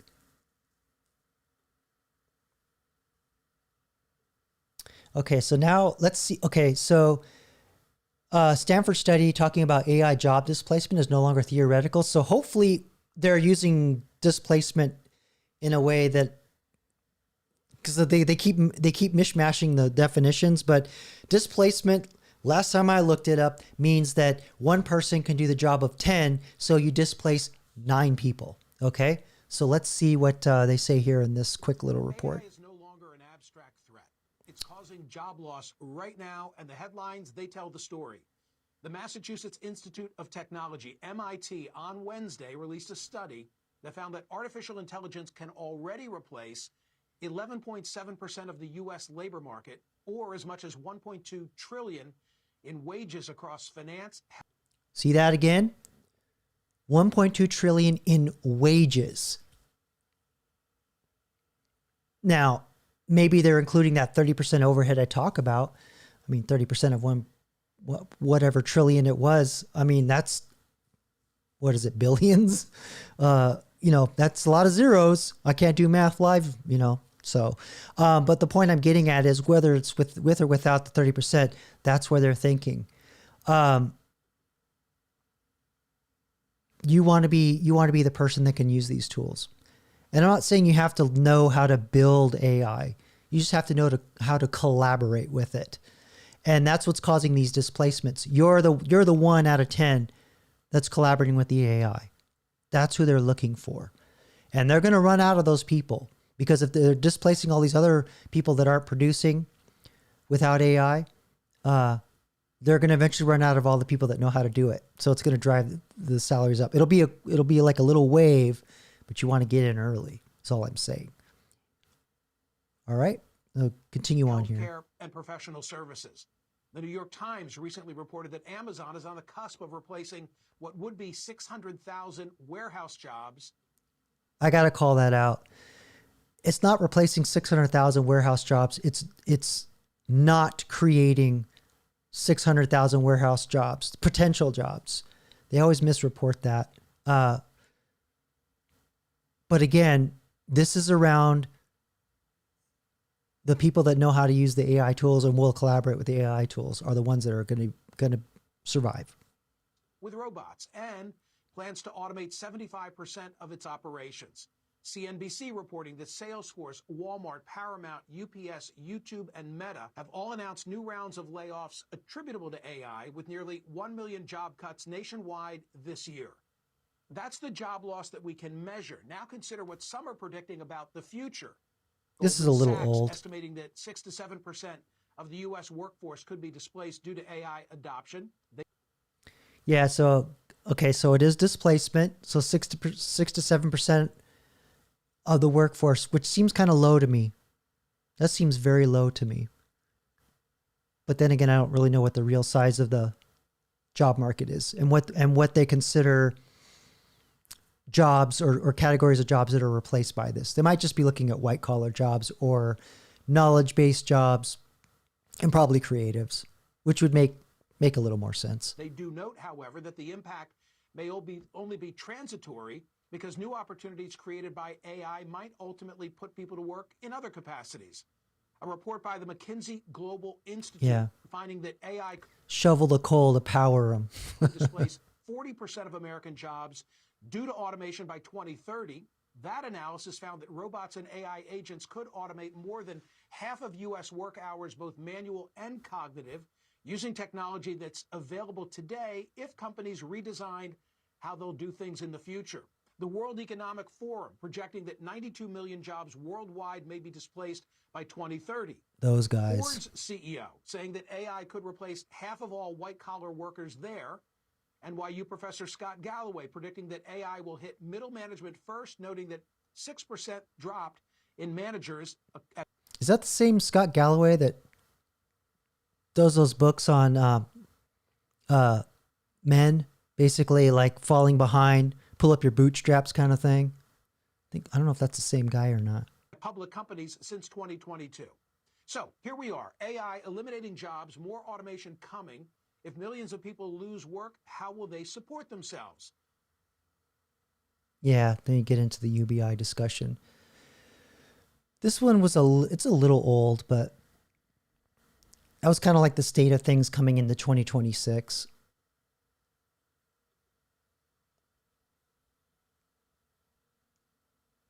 And I thought this was interesting. This is a kind of like, will democracy survive AI? I'm actually working on a series of videos on that.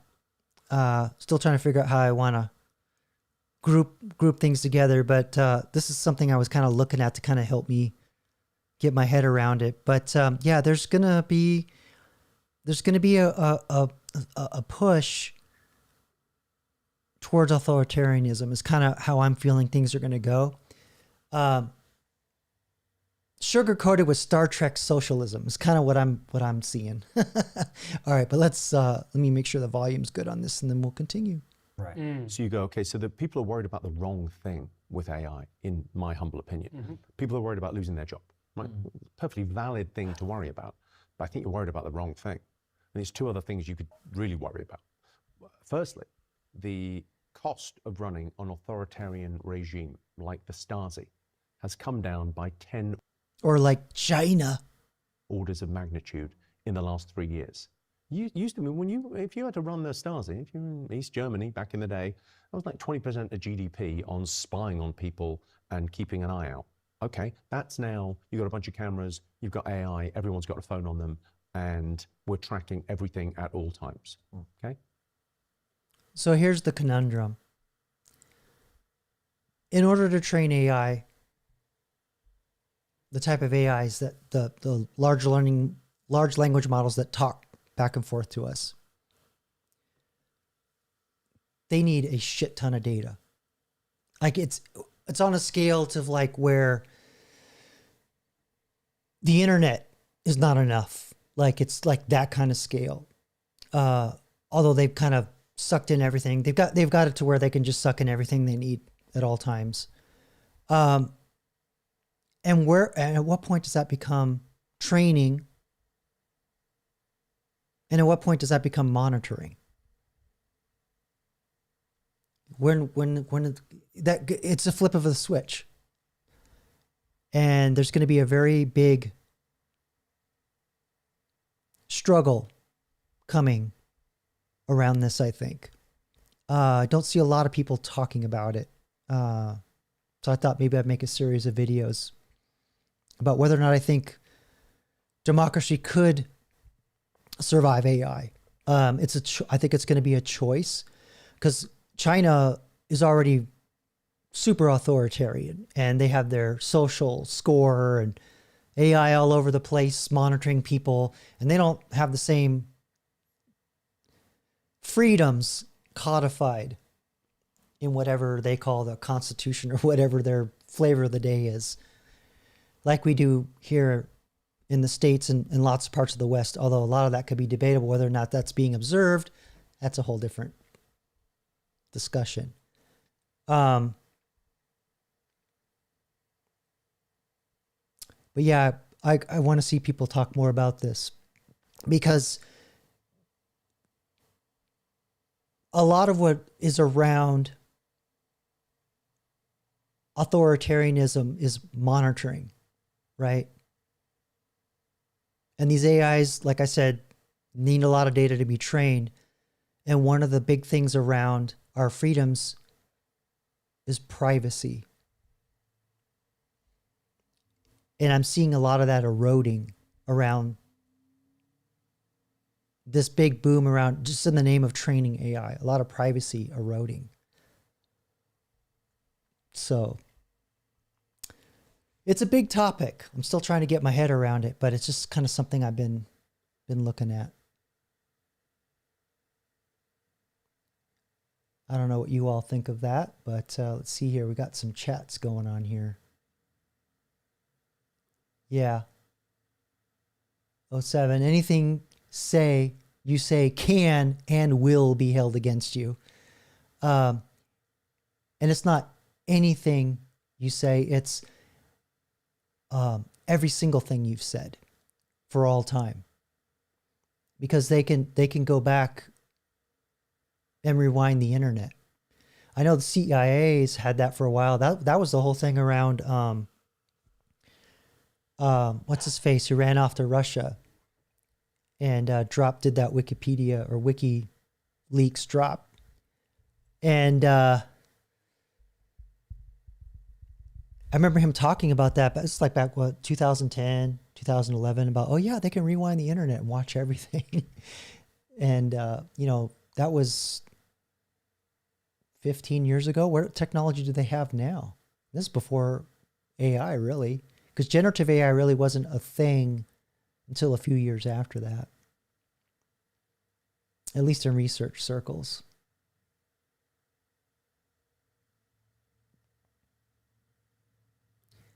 Yeah. It's the end of free will agency. That's kind of what I'm leaning towards, is that it's gonna disappear in ways that are soft. So it's not gonna be like revolution. It'll just be, oh, you checked a box on terms of service too many times, and now your privacy's gone, and you're on these systems that censor and do all kinds of other things. I mean, we already have it on this here platform we're on right now.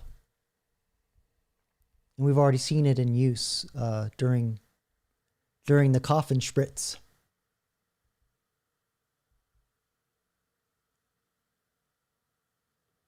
Oh yeah, that's right. I forgot. Oh, Seven, you're in Utah. Yeah, the people are either paying attention or they think it's science fiction kind of thing, or doom and gloom or whatever. Yeah, Snowden. Yeah, that's right, Snowden.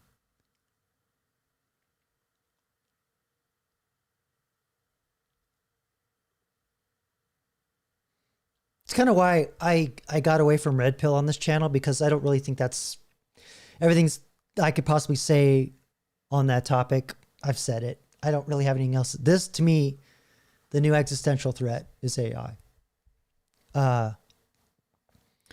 Actually, I had a video I did a year ago, ironically, where I talked about how AI was going to just absolutely shred women. Like 79%, they were estimating 79% displacement of all women in desk jobs kind of thing. Knowledge jobs. See if I can find it. But in that study that I cited, it was still 59% men.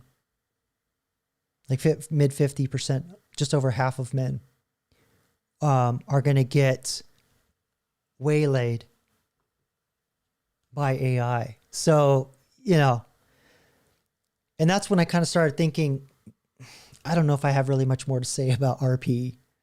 And I think I'm going to switch over to AI because this is the real threat, I think.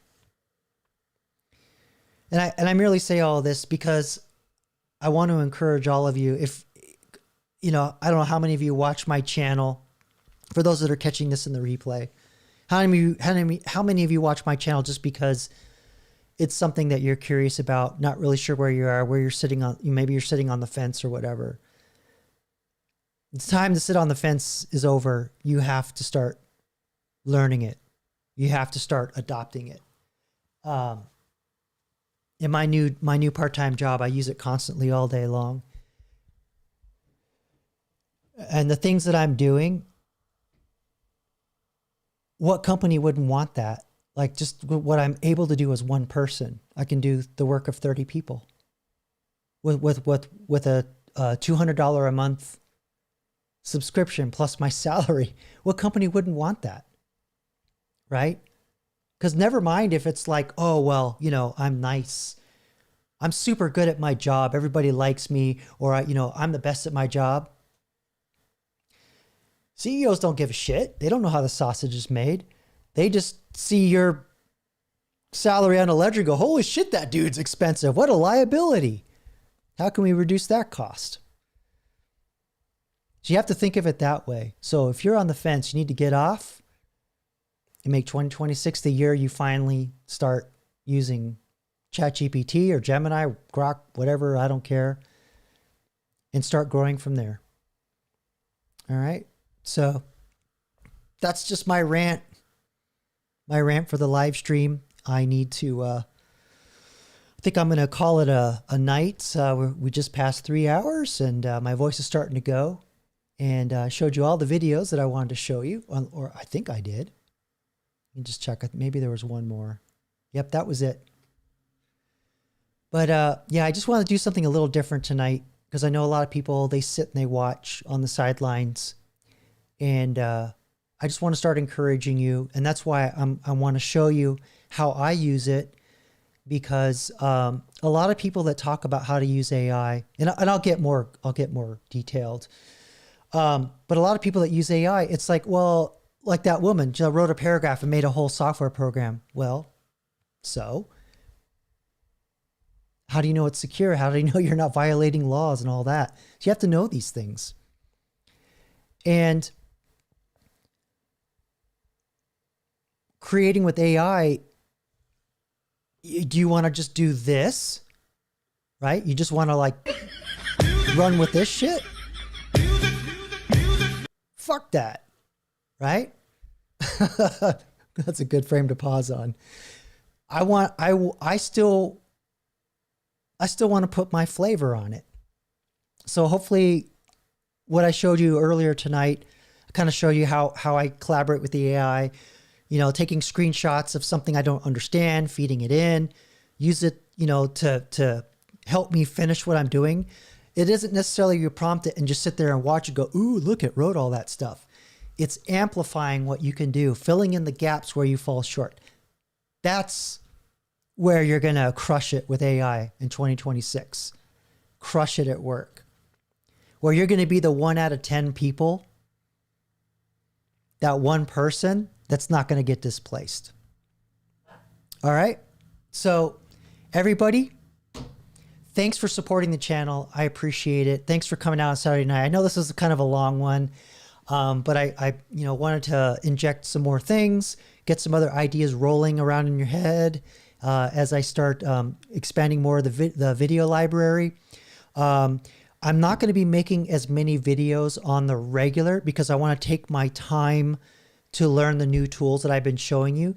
So it's more of when I feel like I can package what I want to say the way I want to say it and get the good packaging. Also because so I can, do better with AI and teach you guys along the way while I do it. But the live streams, same, the live streams are locked in. I really enjoy those and I like interacting with you guys. And I love your questions and your comments, whether during the live stream or afterwards. For me, this is what it's really about, is connecting with people and sharing knowledge. I'm a mentor at heart. I love teaching. And I think I want to make the channel more about that. It kind of got away from that.